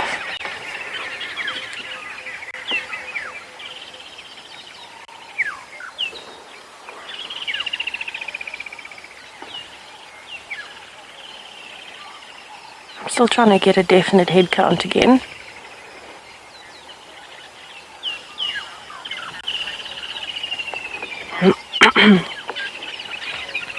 Suzanne C. Not all wild dogs have white tails, tongue twister. Most of them do. So you'll see if you look at the different members of the pack, most of them have a very, very white tail, but there's actually one adult standing on the left that's busy grooming another that you can have a look there. The tail is actually majority black with just a white tip. That is also a very, very distinctive difference to most wild dogs. They will normally have the white tail. There are black markings on it. You might find gold markings. Excuse me, I'm so sorry. I'm getting some allergies down here in the grass.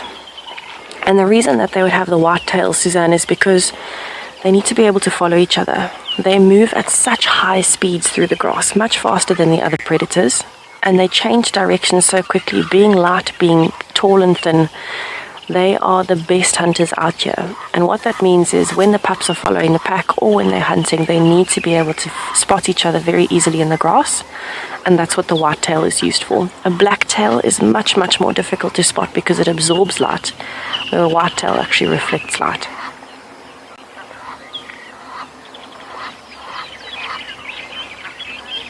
So the markings on the tail are a very good way to tell individuals apart. So that one male, for example, that has a very, very black tail with a white tip, that is incredibly distinctive. So that would be a tail that you would not forget. There is also one in this pack that has got one spot on one side of the tail and two spots on the other side of the tail. That's also quite distinctive. It doesn't have banding, it's got spots. So it's a great way for us to be able to try and tell them apart. They're really not sure about this whole approaching the water situation. But it seems like we've got some Egyptian geese actually approaching them with a new little flock of goslings. That is quite brave. There you can see them in the dam.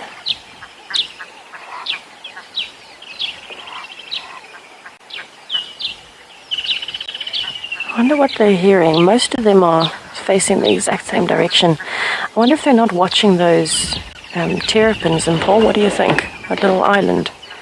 So there's a tiny little sandbank in the middle of the water where the terrapins often go. There you can see a bit of it popping out, and there are actually two terrapins there, and I'm wondering if they're not watching to see if there's any crocodiles.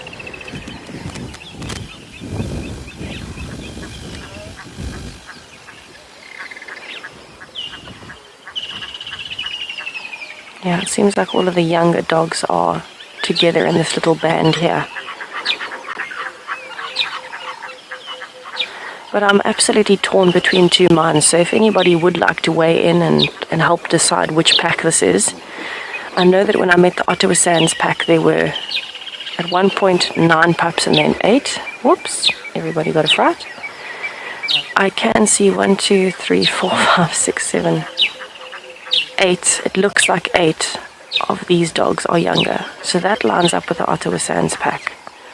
But I don't see the Pungwe female, and I don't see the male with the torn penile sheath. He was from Ngala. And he was also part of the Ottawa Sands pack instead of the Pungwe pack. So I'm absolutely torn in two minds.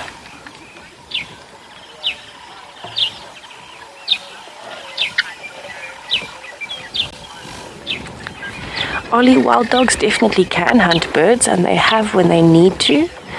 But for them, being such formidable predators, they don't need to hunt birds. If they're in any area, there should be bigger food sources, because it's always a constant scale. You've got to balance the scale between risk and reward and between energy spent and energy gained. So there's always two scales going at the same time.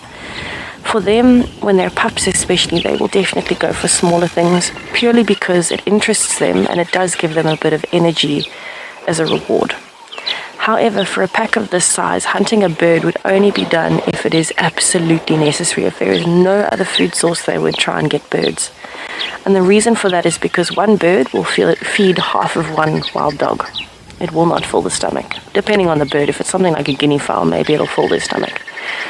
But only one. If you've got 15 dogs in a pack, which it looks like there are here, there's no point in each having one small bite of the guinea fowl, and you've spent all the energy to catch the bird, and you've each only had one bite of it, or some of them even not at all. So it's more worthwhile for them to focus on bigger things so that there is more reward. They feed so quickly that they don't need to worry too much about hunting something big and it being stolen. They eat so fast, and usually it's just hyenas that are following them. And a pack of this size will be able to keep the hyenas at bay. So for them, the biggest reward is something like an impala lamb or an adult impala. That will be able to sustain the pack for longer. A pack of this size, if they get one impala lamb, won't be enough. They will keep hunting until they're all, they're not so sure, until they're all fed.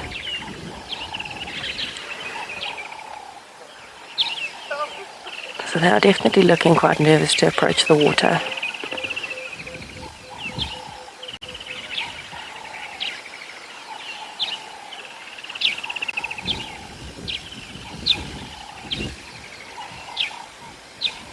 Wow.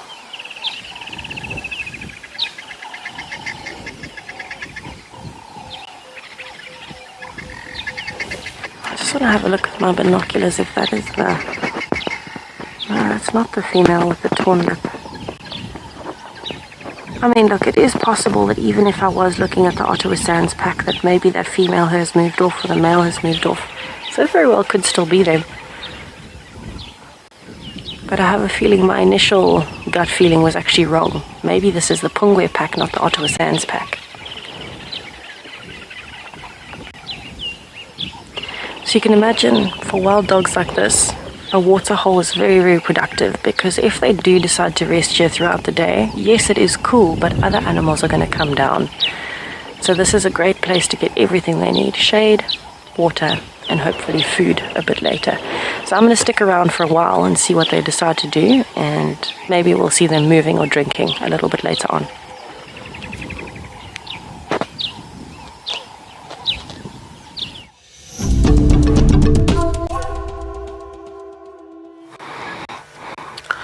Welcome back from Tesla Live with the Wild Dog at Djuma Dam Camp, around those areas. I believe these lions are still lying down. Change of weather as we are now here. We're experiencing cloud colliding and try to cover in areas getting cooler. We hope wild dogs and lions and leopard, they will extend hours of hunting in the course of a day. This pride here, we look at the particular young male that is currently lying down at the moment. If we look at the base of the tail, we just witnessed through our binoculars that he nearly loses the sexual part. It's in the nature of a lion. When they fight, they go for testicle in order to reduce the strength or power of individual that they're fighting with. So sometimes they can cut the sexual part of the male, and that will lead bleeding until the species get to pass out, die. It's a horrible thing to see when the two males, most especially two pride of male, fight. It's really scary, the sound that comes out and the way they brutal kills one another. It's really something, if you really love wildlife, you will never witness, or character of lions that you really prefer in the area, watching that killed by other pride. It's unbelievable.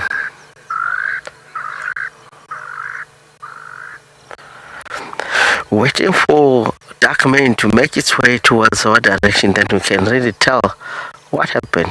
If a dark man have scars, or dark man was not involved in fighting, or he was involved. If he was involved and they have some of the cuts, I believe he might success, or he have win the fight together with this young man, unless he doesn't show any signs of that.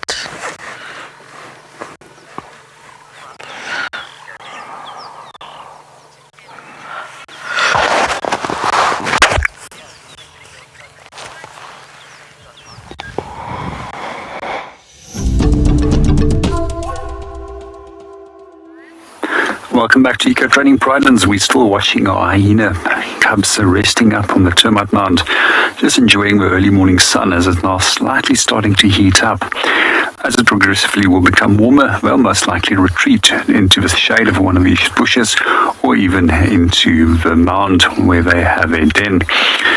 We also will often notice that they're actually busy scratching themselves, and that's because of a number of different lice as well as other parasites which will climb onto them and then start biting them. We also find quite often that these dens become overridden with parasites, and eventually it will lead to them actually relocating to a new den site. But when it does come to parasites and lice specifically, we find that each species of hyena has got its own unique group of lice that are found on them. And what they found was that the 4 different species of hyena that we have in Africa branched off from an ancestor at a specific time. I can't remember precisely when it happened, but also to prove this theory, they managed to find that there's 4 different species of lice which associate with the different species of hyenas also branched off from ancestral form specifically at that same time. So when it does come to the different species of hyenas which we find in Africa, it was mentioned there's 4. The only one that we don't have in South Africa is a striped hyena, although there is some historical finds in terms of fossil finds where they have found the fossils of striped hyena. The other 3 species which we get is Aardwolf, which looks very similar to a striped hyena, and quite often we find that they only will feed on insects and termites especially, and the large teeth that they have there is for weapons or to intimidate potential threats. They also will puff themselves up and raise the hair on their back if some animals are hindering them, and they then start looking more like a more aggressive striped hyena. We also have brown hyenas, which is one of my favorite of all the hyena species. They're probably more focused on they're generally more focused on scavenging, and we often will see that they cover big distances in terms of finding food. And it's said that they can apparently smell carrion at some 14 kilometers from downwind, which is pretty amazing. We also find that they quite often will go to seal colonies where they will go and feed on seal pups, which is quite vulnerable at that stage. I have in the past also seen them feeding on both young springbok lambs as well as impala lambs that they've managed to locate by means of scent.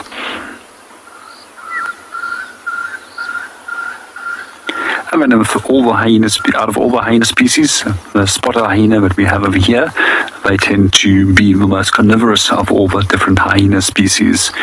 They do take a large amount of bone. They also do literally feed on anything.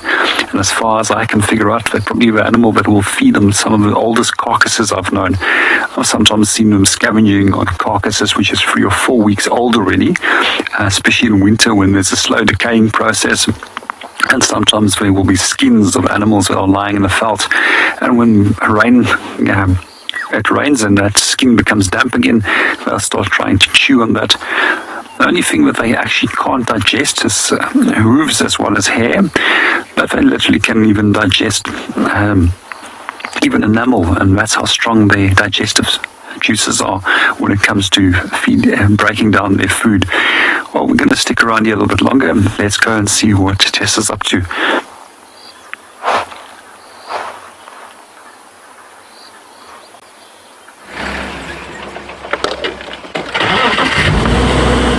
So the wild dogs have just gotten up and started moving. Looks like they're actually moving away from the dam, and I think they're definitely still looking for some food this morning, although they are definitely taking their time to stop and think. Alright, let's see where they're going. So there were some water back at the dam when the wild dogs arrived, and they watched them disappear, and I'm wondering if they didn't think about where they were going. But they're actually moving in the opposite direction now, so I would not be surprised if they are looking for some more impalas. Okay, there we go. Going to pull off on the side here. We do have other game viewers with us, so we want to try and make sure that everybody has a view while the wild dogs are walking and moving. There is some... it's got a stick. There is some idea that this might be the newer pack that has members of the Mbali pack in it. And that very well could be the case because I don't see any individuals that I personally recognize, and there's actually a collared male in this pack as well. So it very well could be that pack. We are going to see where they go. It looks like there are 15 members of this pack at the moment. I haven't counted any more. And they seem to be thinking very, very hard as they approach the clearings out here. Right, you can see that some of them are actually starting to lie down again, so I'm going to try and reposition for you. See if we can get a little bit closer. I'm going to go through the clearing because there are other vehicles around us and I don't want to put pressure on them by driving straight towards them.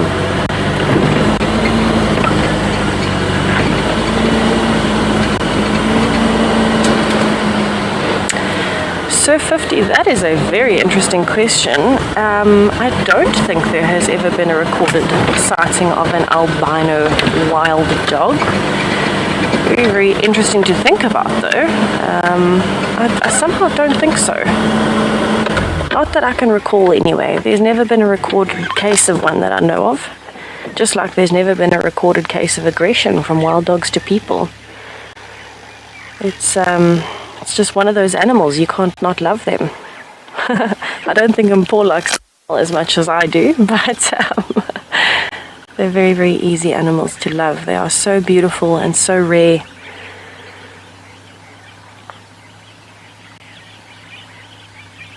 Yeah, so we're definitely moving in stages here. We're moving a little bit and sleeping again while the adults scout. The alpha female in particular will be scouting, and if she sees or hears something that she's interested in, she will move and the rest of the pack will follow.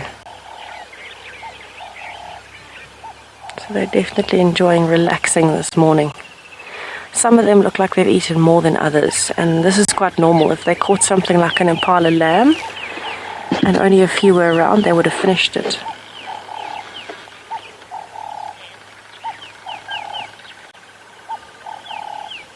The markings really, really are stunning, Deb. It seems like somebody's taken white, black and gold paint and splattered it all over the different dogs in different ways. And that's why their other nickname is the painted wolf or the painted dog.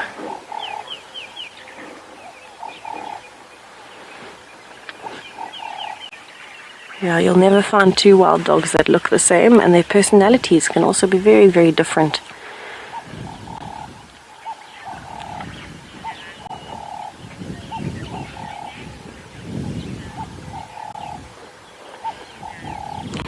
Suzanne, that is actually one of the wild dogs, or one of wild dogs' favorite activities is when they go to the water, if they are feeling confident, especially in things like mud wallows, as opposed to a big dam like WildEarth Dam, where they might be worried about crocodiles. Especially after a hunt, wild dogs will run straight to a mud wallow and they'll actually climb in, and they often lie down and drink while they're lying down, or they play through the water. So they really do enjoy the water. It's it's one of those situations where it's not at all like the cats. The cats you won't find in water unless they have no choice. But the wild dogs you will find in water almost all the time. Whenever they go past it, there's a very, very high chance that they will end up in the water itself. So you can see one adult has started moving, very likely one of the alphas. And we might very well have a little bit of activity here. Maybe they're just greeting each other.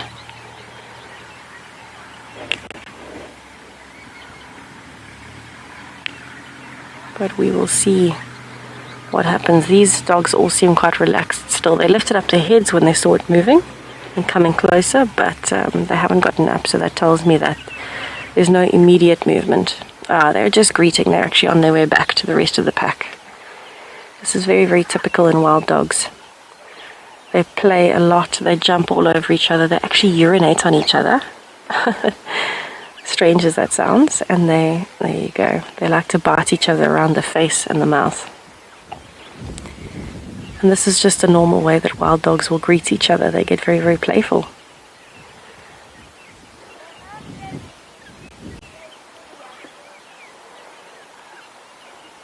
I think on a day like today, we're in for a pretty good day if we can follow the wild dogs, because there's always so much activity, and with it being overcast, they'll have more energy.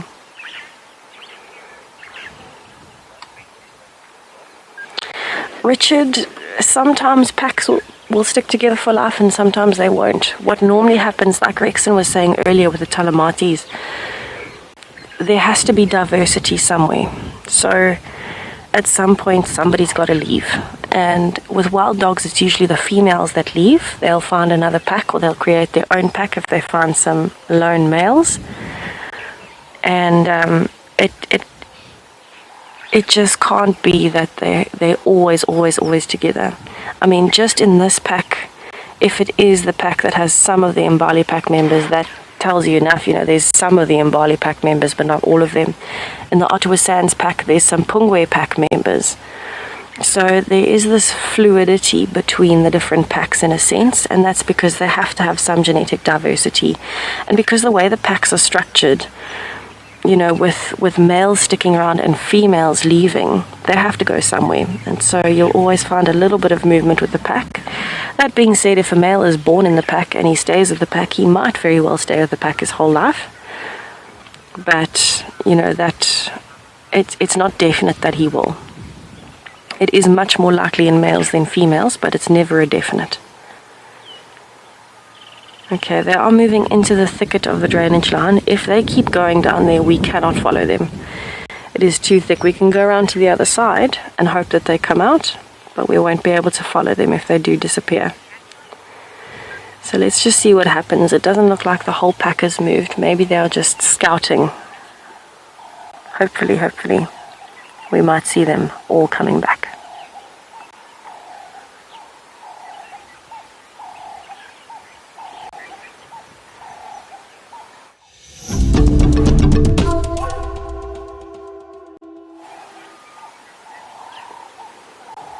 So the sun is actually just starting to peek out again behind the clouds.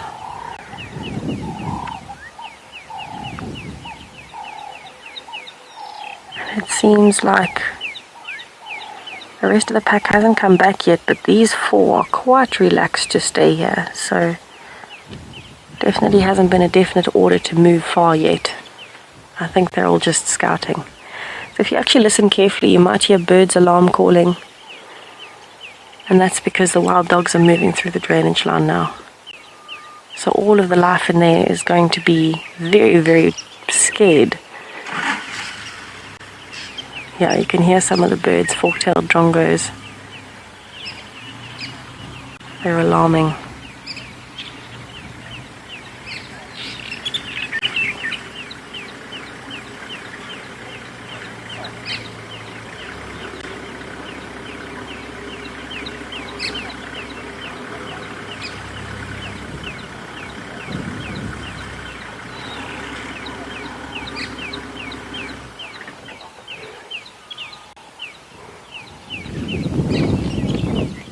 It's actually quite strange, but at a distance, you know, if I'm watching, they look so relaxed.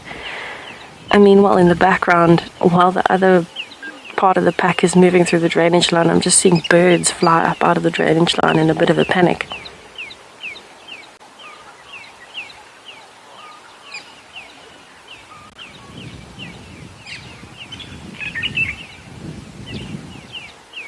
Yeah, these are the last two. The rest of them have now gone. I'm wondering if they're not crossing around to the other side of the drainage line. I think I might have to go and have a look just now and see. But if they do decide to move into the drainage line for the day to sleep, or they move south in the drainage line, we're going to struggle to find them again. So I'm hoping they do stick around for a little bit longer. I think it's an epic morning. Any morning spent with wild dogs is the best morning. I might be slightly biased though.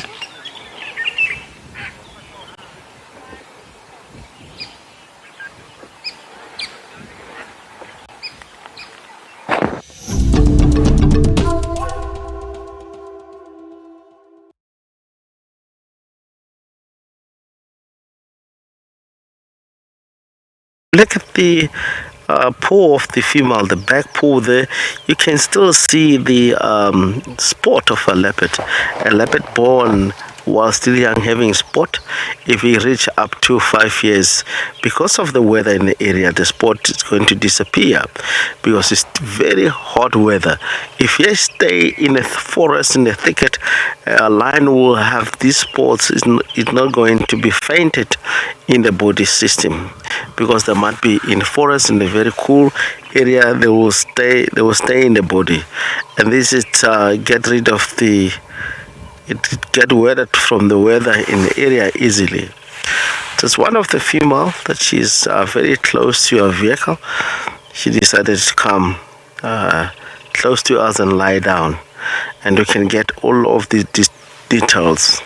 Lion born in the area, hidden, same as leopard and the other species, hyena. They were born undeveloped, very spotted. They camouflage well also in their surrounding. The spot helps them, if they're in the thicket, to blend in well into the environment. That is not easy for other species that they compete with them, more especially buffalo, elephants, and all that, hyenas, not to get to spot the youngster easily. When they move in the environment, look like the whole, more especially during the winter time, because it's more yellowish color. Lions blend in very well in winter.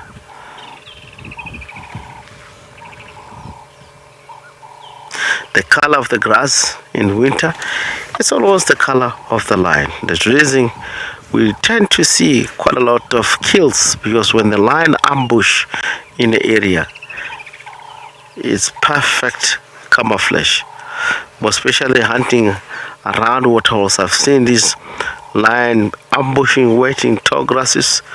Wildebeest and zebra comes in the water without noticing that there's a lion in that particular area. They get surprised by the lion, more especially in a big pride like Talamati, where they might cover all direction or possible where the prey species might come. They will easily make a kill.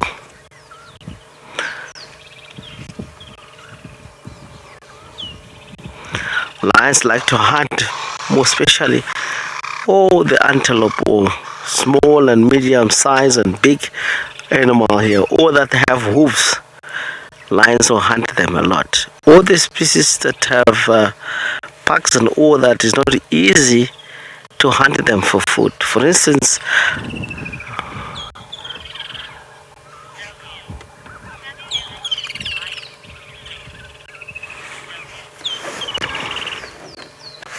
yes, Zoe, the actually lion swimming, this where it might be very strong.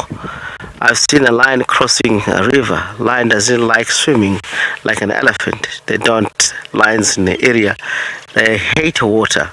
They don't like water at all because they have huge competition. All the cats in this dog-like cats family in the area of Djuma Conservancy, you'd never see lions going in a dam and swim.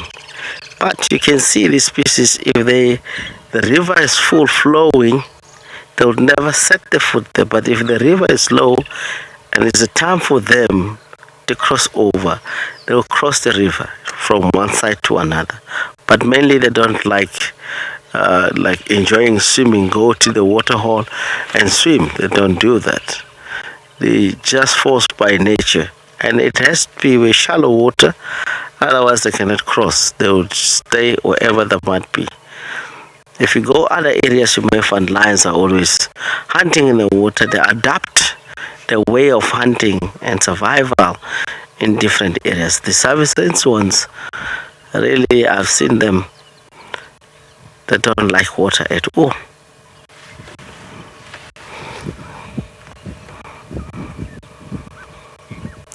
It's extended. I mean, the species that I know, they love water, hyena, but they will really check first in the area where they need to settle down. They find small pens and do lie down there. In most cases, around in the area. Those are the species I know that always want to dip themselves in water. Dogs sometimes they'll find a very shallow water where they can see. Remember always the crocodiles in the area. These species, they're so much sensitive going down to the water. Even drinking, you find the wild dog are so scary to go down to the water. They'll back, going back and forth. But if they find an area where they can see that there's no croc at all, you find them enjoy quite a lot. But going to the bigger lakes that we have in the area, it tend to be a problem. Same as lions. First, they have to check whether who's inside the water. If they think like it's a croc, they might leave that area and find a very suitable and comfortable and safety point to drink water.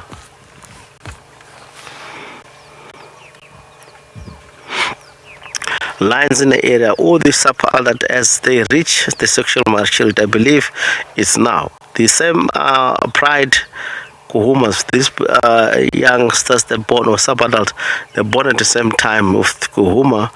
They always differ about month. The kuhuma sub-adults, they were born 3 years back. They now have youngster. So during the time now is the right time for this Talamati pride to have youngster. It could be just because of line dynamics that's in the area.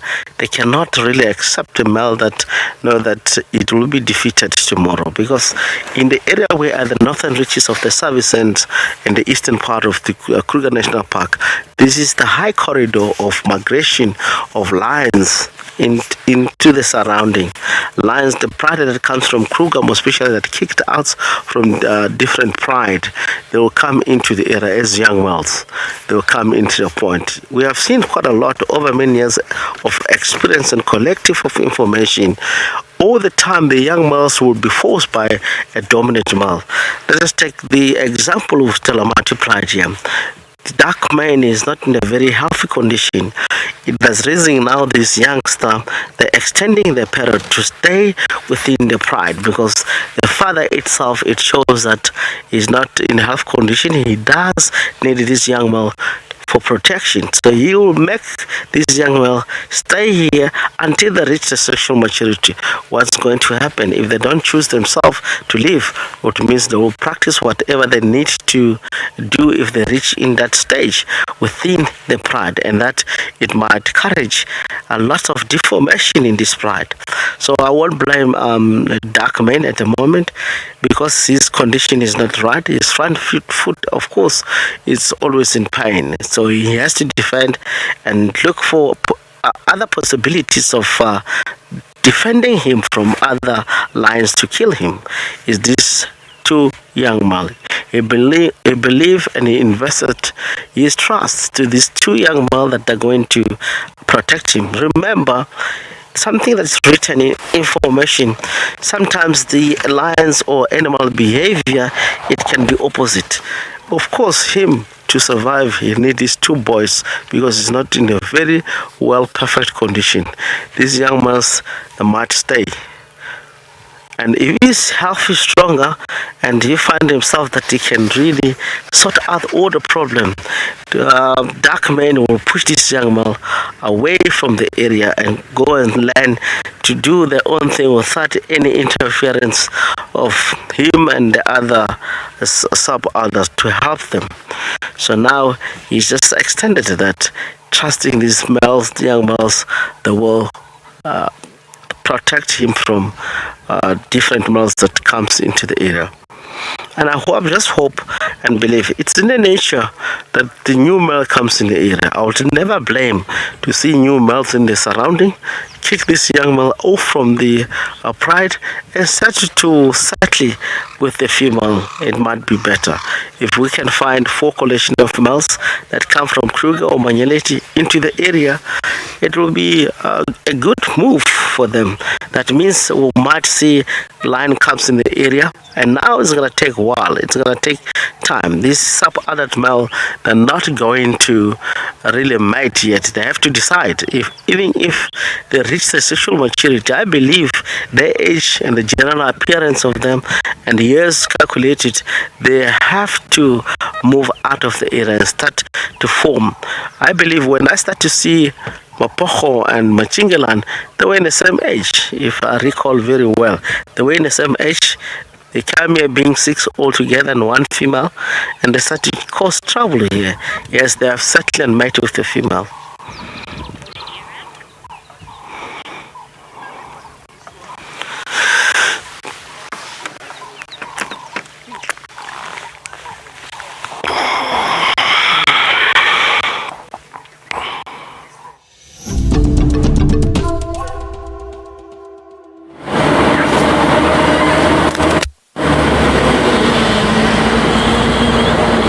Okay, so unfortunately we have left the area where the wild dogs were. They have moved into the thickets of the drainage line and they have very, very sweetly gone to sleep. So it seems that they are relaxing for the day. The sun has come out, so it is getting warmer. And I think they were just very, very happy to find a nice spot to go and relax. So I'm actually headed down towards Treehouse Dam. I want to go and see if there might be anything in that direction. In fact, I can actually see the tracks of the wild dogs on this road, so they must have come from here, from the western side. Oh, what a morning.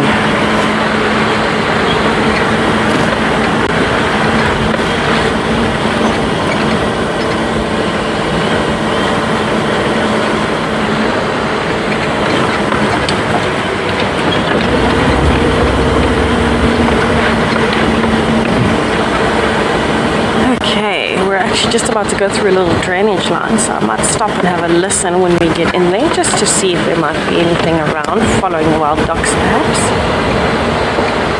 But you never... Yeah, there's a lot of wild dog tracks on this road. Definitely came from here. I wonder if they didn't go past Treehouse Dam at some point this morning and then come up this way. Treehouse Dam is straight in front of me almost, just on to the right.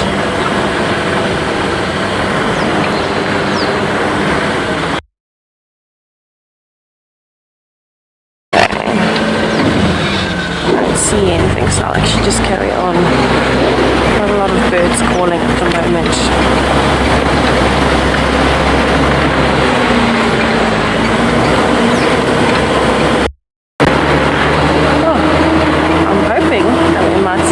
Maybe even elephants approaching Treehouse Dam. Let's see how it goes.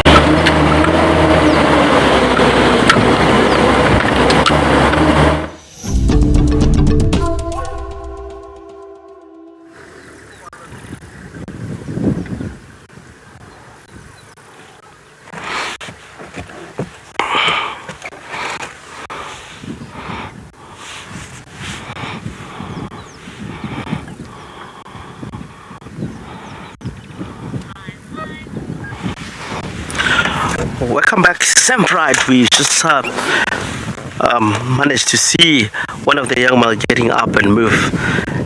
Definitely lots of bite marks on the right foot. Is more limping. That believes that of course these pride they're going to stay. If they started to defend themselves, they start to fight. They're now in the primes to really fight back on anything that might be really intimidating them to live in the area. That is very practical. When you see a male start to defend himself or fighting other males, we're going to see quite a lot of change in this pride. If these two young males, the way, the look of the thing, it looks like they now tend to be defending themselves. You can see scratch marks on the right feet, and he's really limping badly. Look like his father as he moves with the right feet that have a little bit of more problem. Of course, I was just talking earlier on, try to share the information of how pride actually works. If males they started to really defend themselves, they can insist to be in the area just because they are so much powerful to fight back from the enemies. But I just hope for this pride. We really have seen this before. One of the pride have 9 young males in the surrounding, and all young men resist not to go away from the pride, and they have settled into that pride and start to mate with the pride, which is more or less this. It might happen here due to the dark man, who is the father of these 2 young men.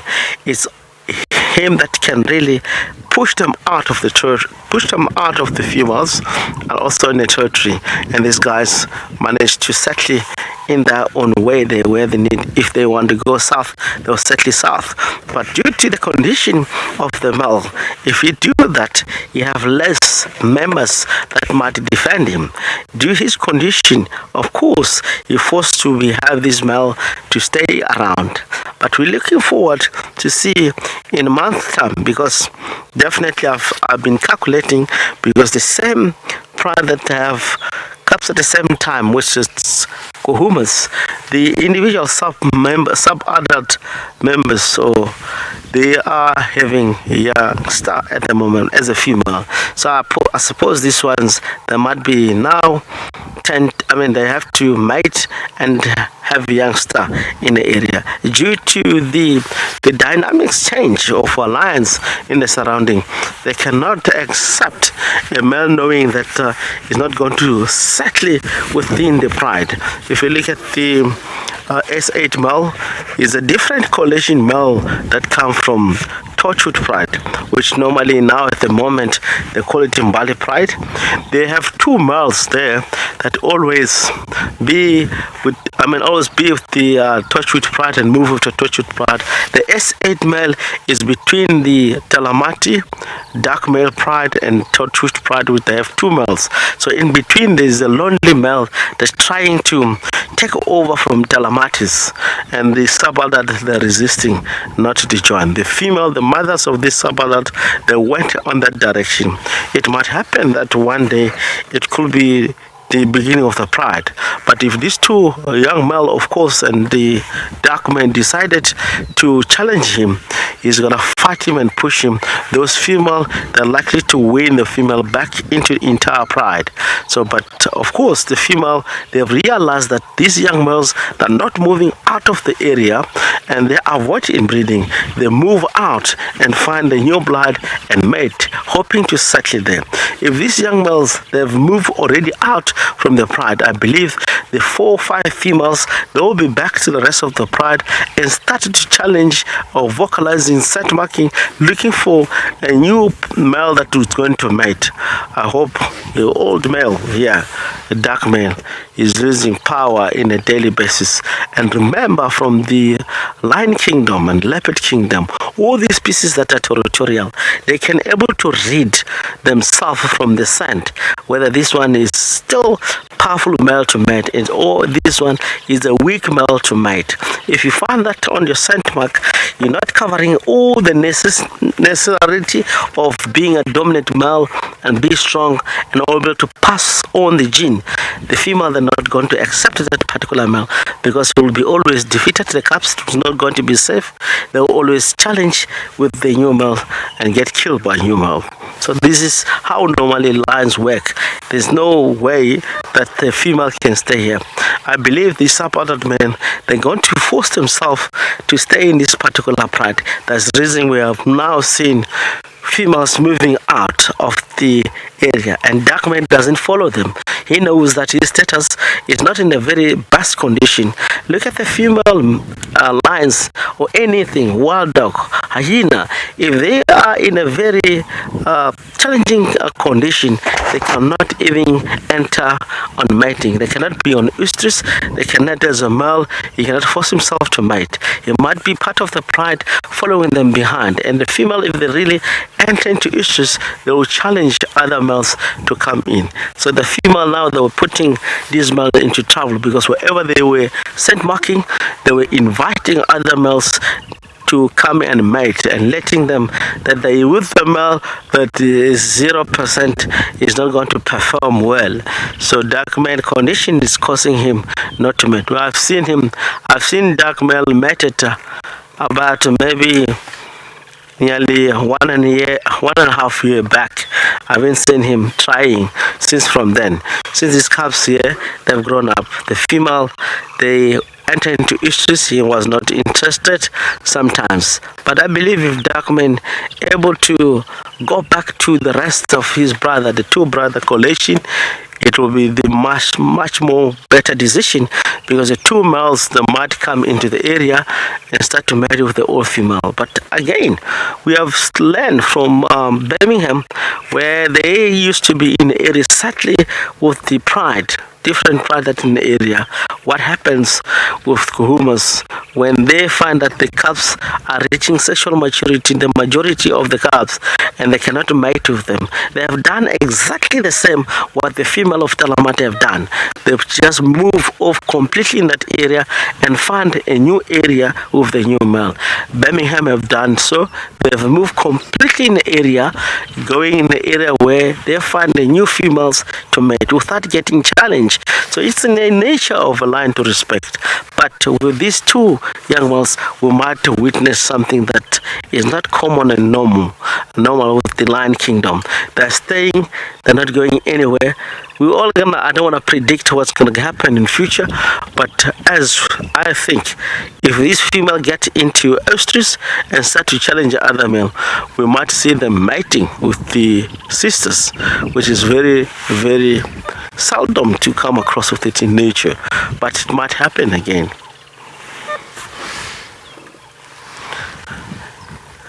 Both of them, they're looking very healthy, very intimidating at the moment.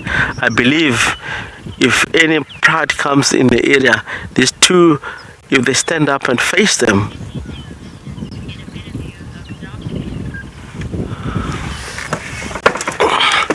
will be position ourselves to get a dark man. He is lying down flat at the moment. He just roll from one side to another. He didn't stand up at all.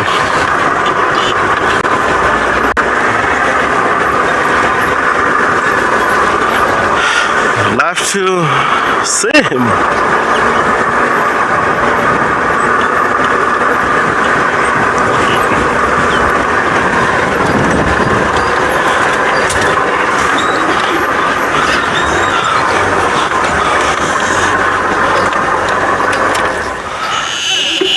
We now here reposition ourselves, dark mane lying down.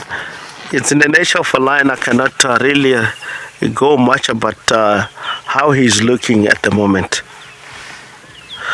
It might happen that if these lions kill something, dark mane must be looking shining and pretty boy. You can see hip joints, you can see ribs. Now I cannot really tell that this lion, I cannot judge him according to that, what you see. It's more practical for lions. If they don't have kill for days, for 2-3 days, he might look the same. But once they have a kill,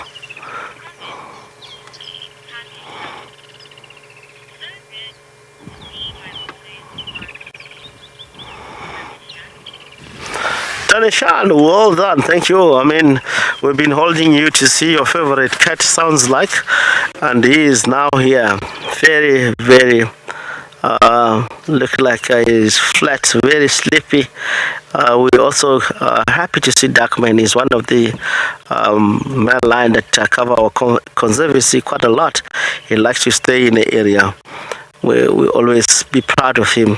Seeing him, we know that we always guarantee sighting of lions in the area. So it's back. I believe it's as a matter of them to hunt and make kills in the area. What might be maybe a dagger boys or buffalo, it's very practical and common. While we're still talking about what might happen, this is more like I refer on the history of lions that I've seen or sighting that we have recorded learn from the lions.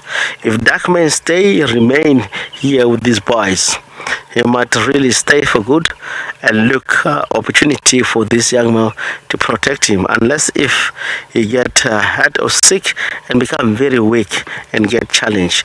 But the female, they are the one that really will be telling more information status of this male. If he is not ready to mate, or is still in a healthy status challenging to mate, the female will read on the scent and not to mate with him. But now we can see definitely this is what is happening. Although we try to understand much more and predict some of the things that we say, but it do make sense the way the lion, the female have moved to the north and found S8 male and leave him. And now some of them in ostrich, they're now mating. All of them that don't have youngster, they decided now it's time for them to have youngster. But also the female, they might have a great move to the north, but it's still challenging again from the rest of the pride, where the youngster are going to operate, unless if it's a breakaway pride. Completely they had more north, and certainly in the middle of the magnetic conservancy, and with that male with the calves. But if they can cross the boundaries of dark mane and the subordinate and the rest, the cubs are going to be killed. The reason behind that is how you really limit competition, because the male will extend himself, because you do have cubs in order to protect. The more you protect the cubs, is the more you will travel into this pride. You won't really accept this subordinate and dark mane coming close to his boundary, which it could be magnetic boundary, Sydney's Dam, or those areas.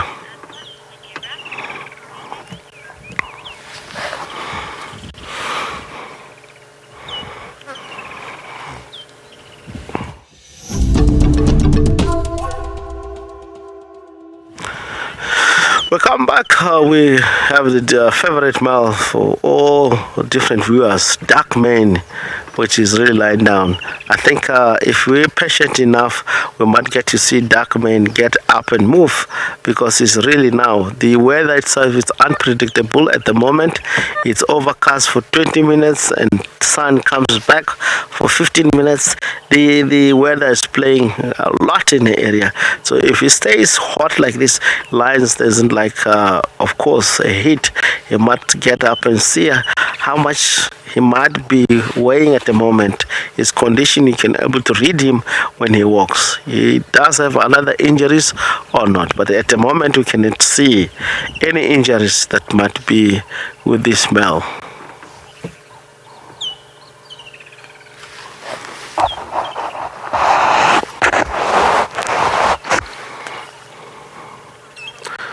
We can hear sound of different species of birds, woodland, kept turtle dove.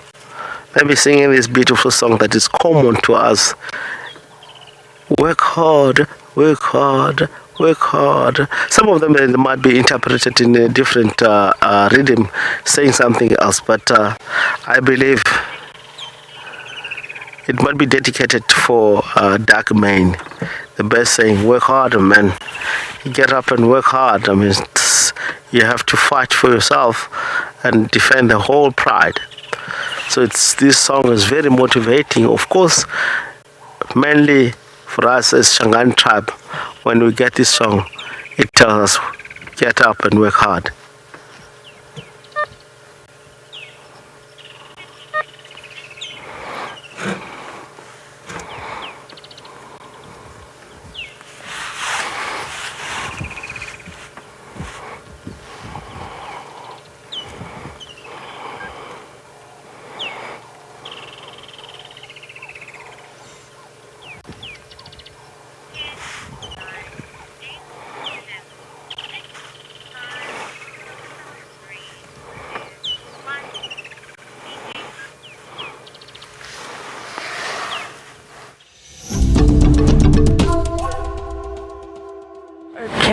So I am on my way to go and check up at Quarantine South, because it turns out that the leopard that Mpona knew was at Twin Dams this morning from the guinea fowls, from the impala's alarm calling, was actually Kalamba. And she is moving. She's gone past Treehouse Dam and she's actually coming through the drainage line on my left. And so myself and another vehicle, Bernie, were in the area and we're trying to find out where she's going, because she looks like she's on quite a mission. She's been zigzagging a bit. So I'm hoping we get to find her and maybe follow her a little bit, see where she goes. She's done quite a distance.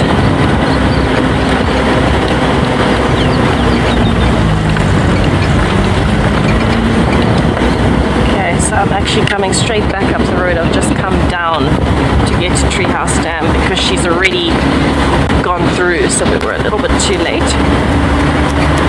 But it just goes to show, if we had stayed there for 5 more minutes instead of going to try and find those wild dogs, we would have found her, because she was found as we were leaving Twin Dams. Another vehicle was coming in.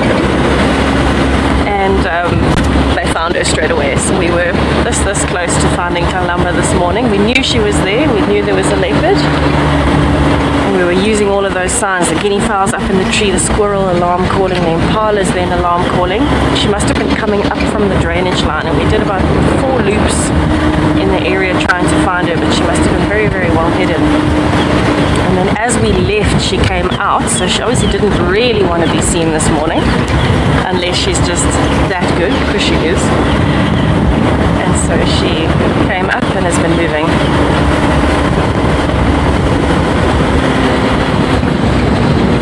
So we are hoping to see where she goes.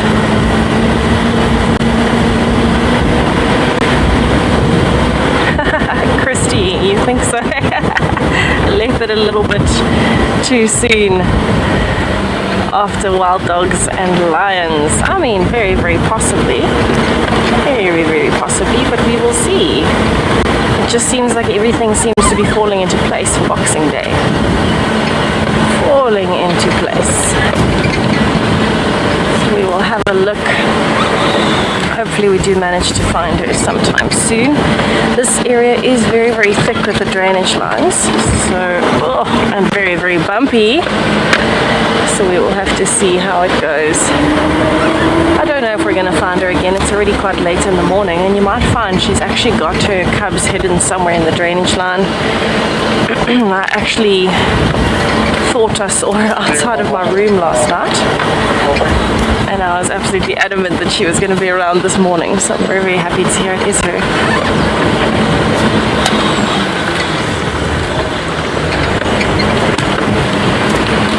So where we are at the moment, I'm on the right hand side of the drainage line, Bernie's on the left hand side of where she crossed, and we're just kind of checking the area slowly to see if she might be around.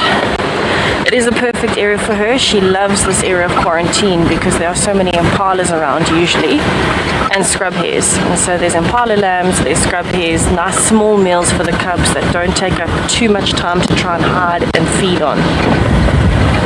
And that is pretty much what we are hoping for, is that she might settle here and then maybe make a kill.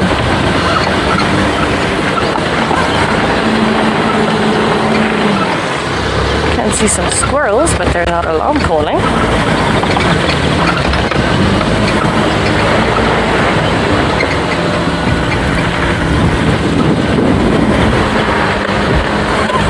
So I just want to listen for a minute. That squirrel has started alarm calling.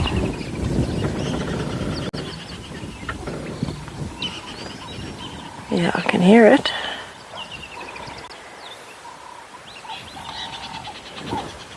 Yeah, it's alarm calling from here on my right. So that fallen tree. So maybe just frame on that fallen tree and Paul. Let's have a look where that squirrel is. It is in a very thick area and we're surrounded by open areas. So if she's moving here, I might actually see her.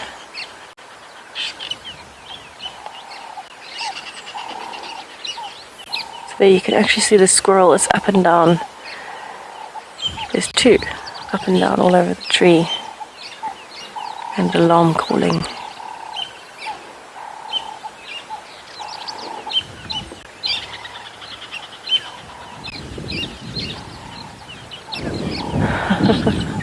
It's almost as though she's going back towards camp. So I think she's hidden her cubs somewhere in one of the drainage lines, very, very close to WildEarth Dam, very close to where the wild dogs were.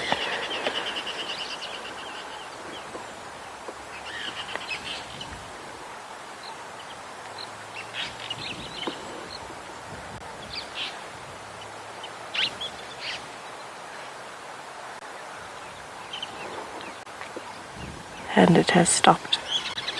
Ah, there it is again.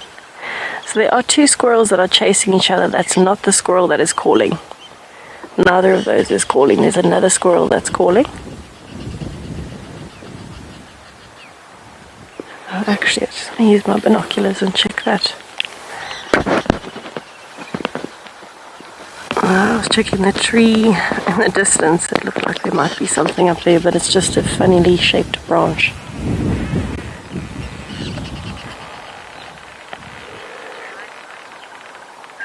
Okay, I'm going to spend another minute here before I move, just to make sure, and then I think I'll do a little loop of the area, see if we can't find any tracks. She might have moved through here in the last few minutes. Let's head back to Rexon with the lions.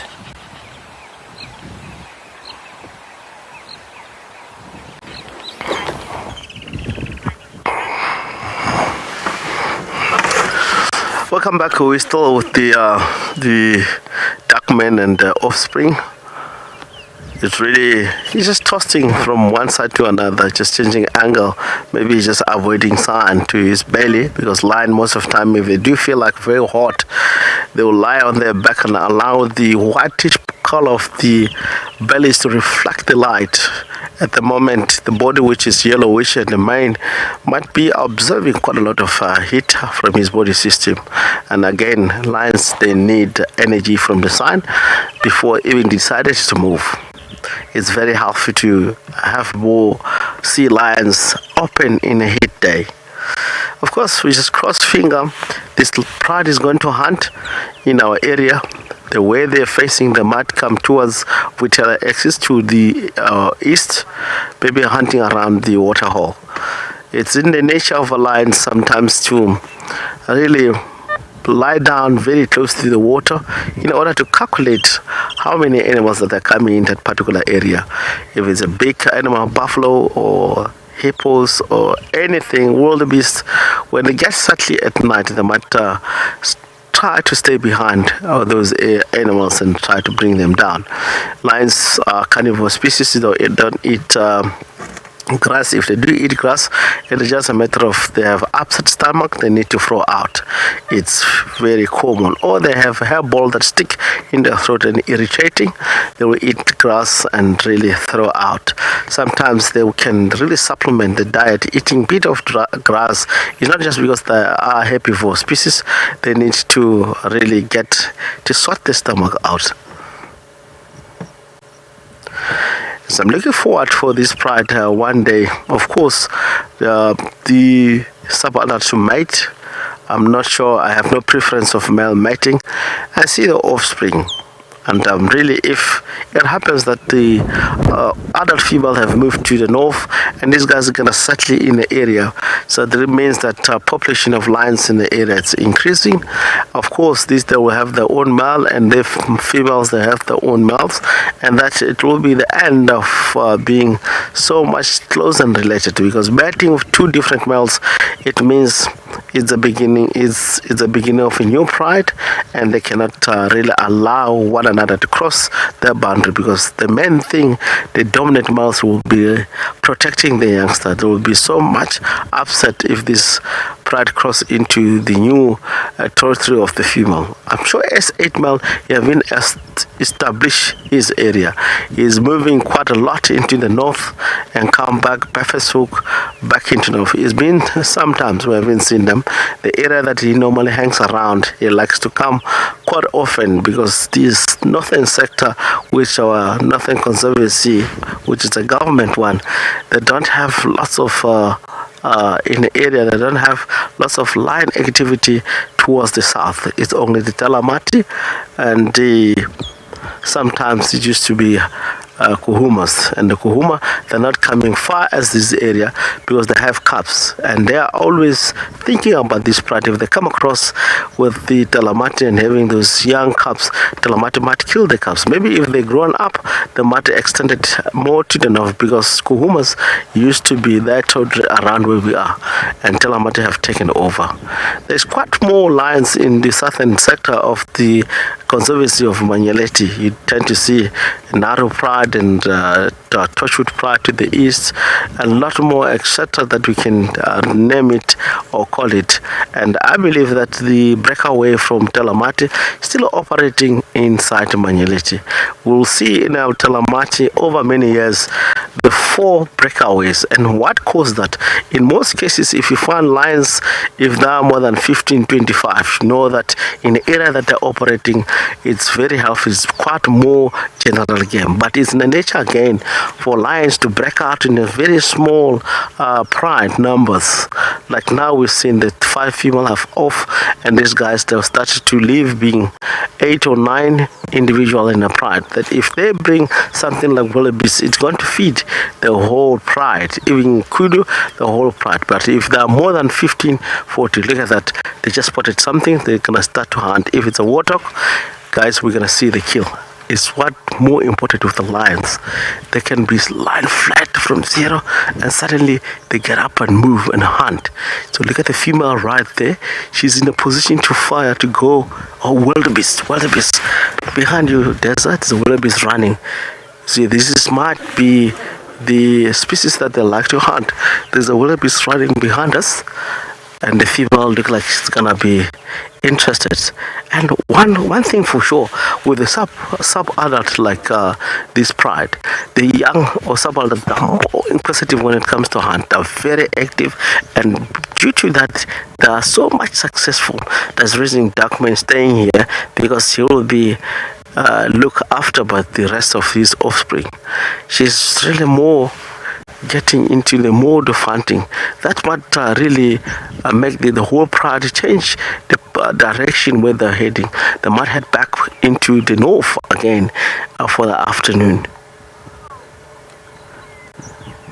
I was just saying that can move in the area where they can witness and count number of species that might be the movement of them. They stay behind in that particular. They now registered wildebeest that is more active in the area due to they have a poor eyesight, and the wildebeest is moving into the thicket in a woodland. They can hear, they can smell that, but keeping on the vision of the species moving behind the big trees, dark dapples and all the trunks of the tree, they lose easily these species.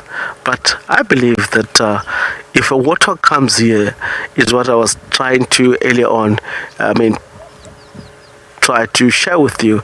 If a warthog gets into the area, they will be in a business, because warthog is a very short species, is a very low to the force of gravity, is not tall as in power, that they can see a little bit far. They can see and they rely on the smell, sense of hearing, of course, and the smell. If the wind is in their favor, they will stumble into the lion pride like this. Is how actually they get caught and killed easily like that way. And this pride like hunting warthog. Once before I was following the pride about 5 weeks back, if I'm not mistaken, on a drive. I've seen one of the male try to dig on a hole inside the barrel where the water was in, and one of the female, the rest of the pride was keep on moving. That was my last location, or the last sighting in the location where they were trying to dig a warthog. Since from there, this is my second sighting with the Talamati pride, which it calculated correctly up to 5 weeks.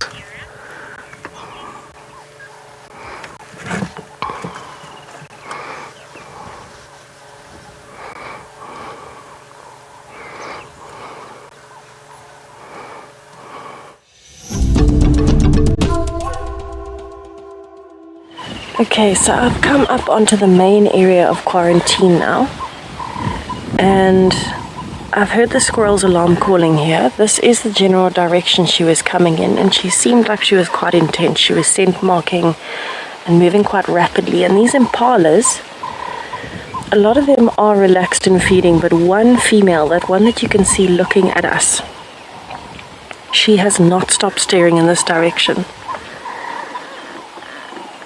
And I'm wondering if she's seeing some movement and trying to put two and two together and hasn't quite figured out that it's a leopard, but that there is something here that she needs to keep watching. And this is the perfect area for Tlalamba to be hunting during the day today. So I'm just spending a little bit of time here listening for any more alarm calls, any more signs of movement. And then I'll move again once I'm happy, but that impala is not wavering in her stare. I'm adamant she has seen something, and we're very close to where the squirrel was alarm calling. So I think Tlalamba is closer than we anticipated.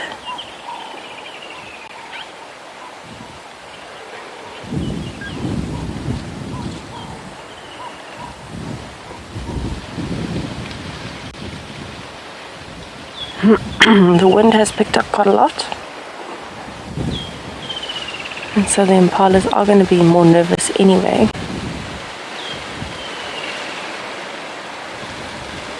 But I'm definitely thinking that she's either moved through here or she's sitting here somewhere very, very still, and we haven't noticed her because she's trying to hide from the impalas.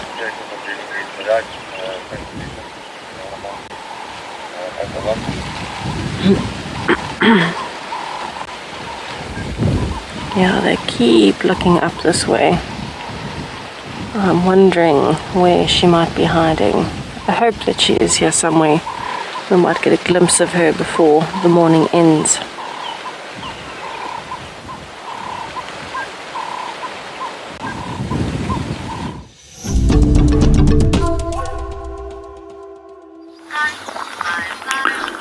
Welcome back to Eco Training Pridelands. Our hyena cubs went down inside the den around about 45 minutes or so ago. And then since then we've been driving around seeing what we can go and find.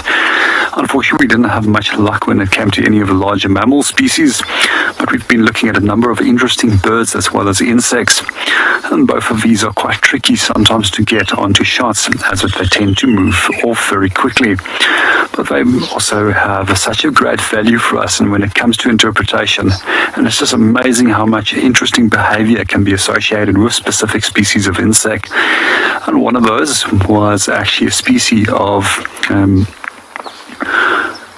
wasp that we were watching, and was basically collecting little pieces of mud, and they make tiny little pot-like structures in which they will put a caterpillar larvae after they've injected the egg inside that caterpillar larvae. It's also interesting that the venom of those wasps actually keeps the caterpillar alive, however it paralyzes it, and then that live caterpillar becomes a food provisioning for the egg that will develop into a young little wasp eventually.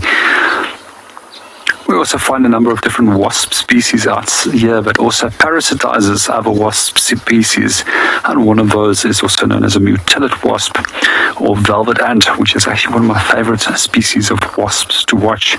They quite often will lay their eggs inside multi-celled wasp nests specifically, and then close them after that they've parasitized the caterpillar that's inside there. We also have another species of wasp that I find here quite often, which is a large iridescent colored or metallic colored wasp, and those specifically focuses on spiders. And it's amazing that they can drag spiders of several times their own size over several hundred meters towards a nest which they've already created. And in that case as well, the spider is paralyzed, and then the egg is injected into it, and then becomes food provisioning for the young to develop from. There's also some woodland kingfishers that are calling in the background at the moment, which is one of my favorite summer sounds. And these birds will probably stay here till roughly March and then leave.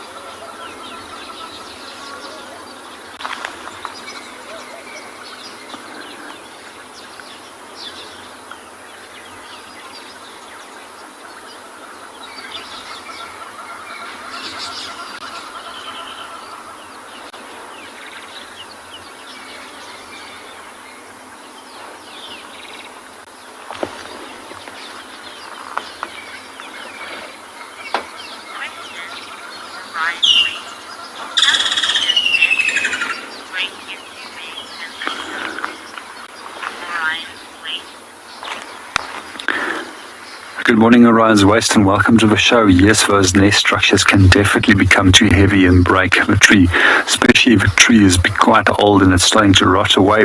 However, sometimes we also find after severe storms that those nests will also fall down onto the ground.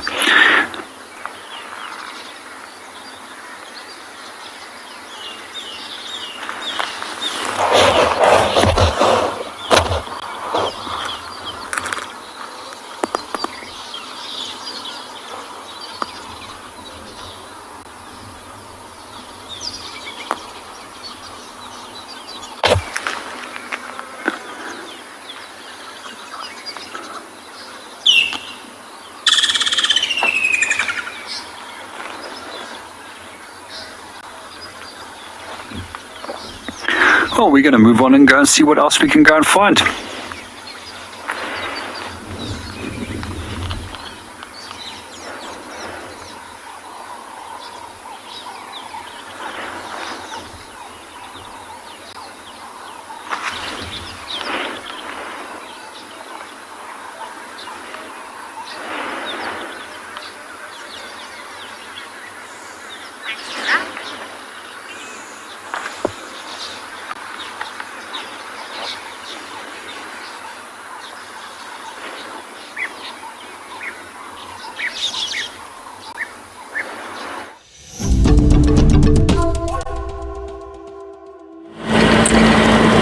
So I am coming up very slowly to the same herd of impalas that I was looking at, and there are still two females right at the front that are staring in the direction of where I was earlier. So if you have a look at those three in the front, two of them are staring, and where they are looking is exactly where I was parked, and I think they have seen movement, but they're just not sure of what it is. So the squirrel was alarm calling from their front left, and Tlalamba has been walking north, so from left to right. And I think they have seen a glimpse of her. We don't have much time left this morning, but it's always worth a try to see if maybe we can find her. So what I want to do is just have another listen now that I can see from their perspective. Maybe I might see the movement that they are worried about. And while I'm looking with my binoculars, we're just going to listen for any other alarm calls or any sounds that might be an extra help. Possibly squirrels or something alarm calling.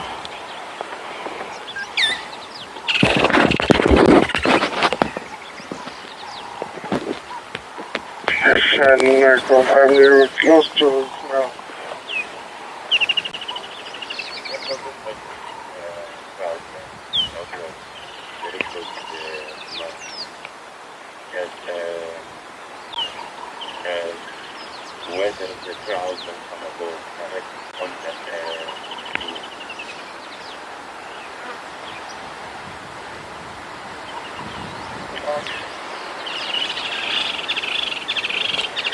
So it definitely is one of those mornings where things just seem to be presenting themselves. And at least, even if we don't find her now, we know more or less where she's been moving. So we know where to keep an eye out for tracks and movement, and maybe we can always catch up with her this afternoon.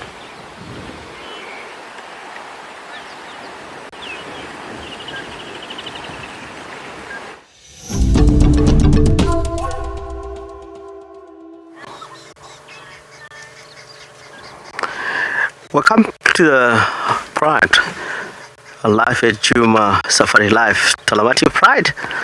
We're so excited, having them back in the area. I think in the course of a day, being in the area, especially if they can position themselves off from the road, we might come back here, mainly with the carcass lying down, maybe wildebeest or other species, of course. They're more visible than now on the road, but they've learned that when the wildebeest walk past to the eastern side, they might arrange themselves smart enough in order to blend in this guari thicket. It will be more more important, because they're now in an area where it's more open. Warthog impala would love to utilize this area in the course of a day, because in the thicket they always afraid but surprised by leopards and lions. So during the course of light in the morning and the day, these all species like open spaces in order to graze in that area and use that area as a form of defense of themselves, because they can see anything coming from the distance and able to run away. In the area, for you to better understand, this is the area where always see Tavangume or his sex always going into the area, very close to Sydney's Dam. So the movement of the antelope it will be very high, going down back to the water into the area, using the open spaces.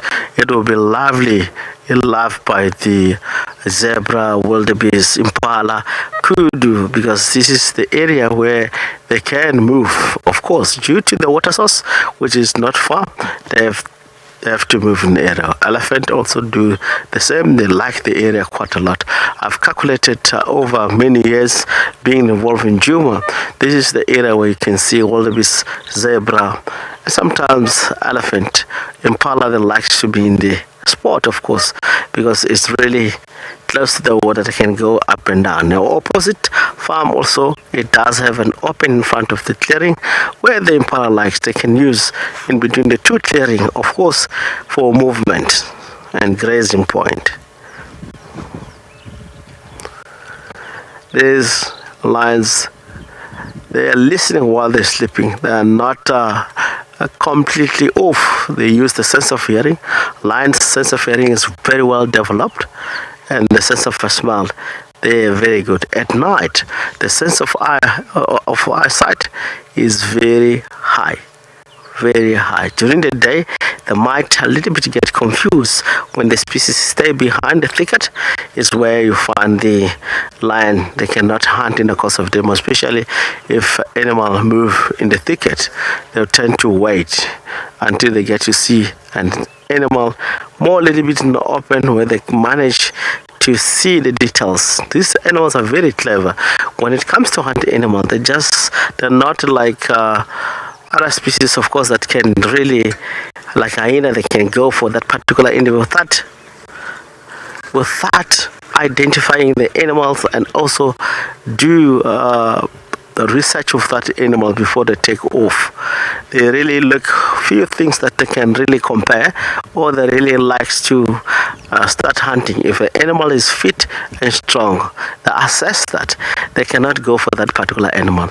Once it shows the physical healthiness, they cannot do that. But if it shows a physical challenge on the healthiness of the species, they will be on top of that particular species. For instance, if you see a sick impala, sick wildebeest that is also maybe limping in the area, it's where the lions will be. All of them will get up and start to focus on that, or find an injury on the animal, buffalo, anything, a giraffe.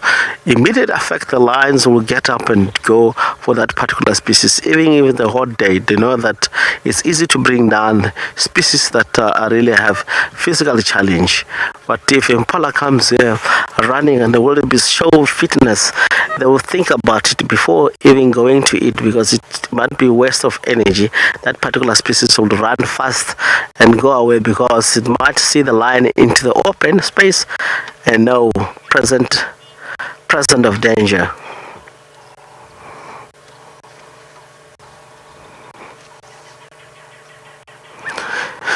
Following this pride from while they're still young up to now, when they reach the sexual maturity, it will be the best. Sub-adult, it means it's no longer a cubs. It can reach the sexual, the sexual maturity at any time and mate. So it will be nice for us to follow the generation of lions that we know from the best.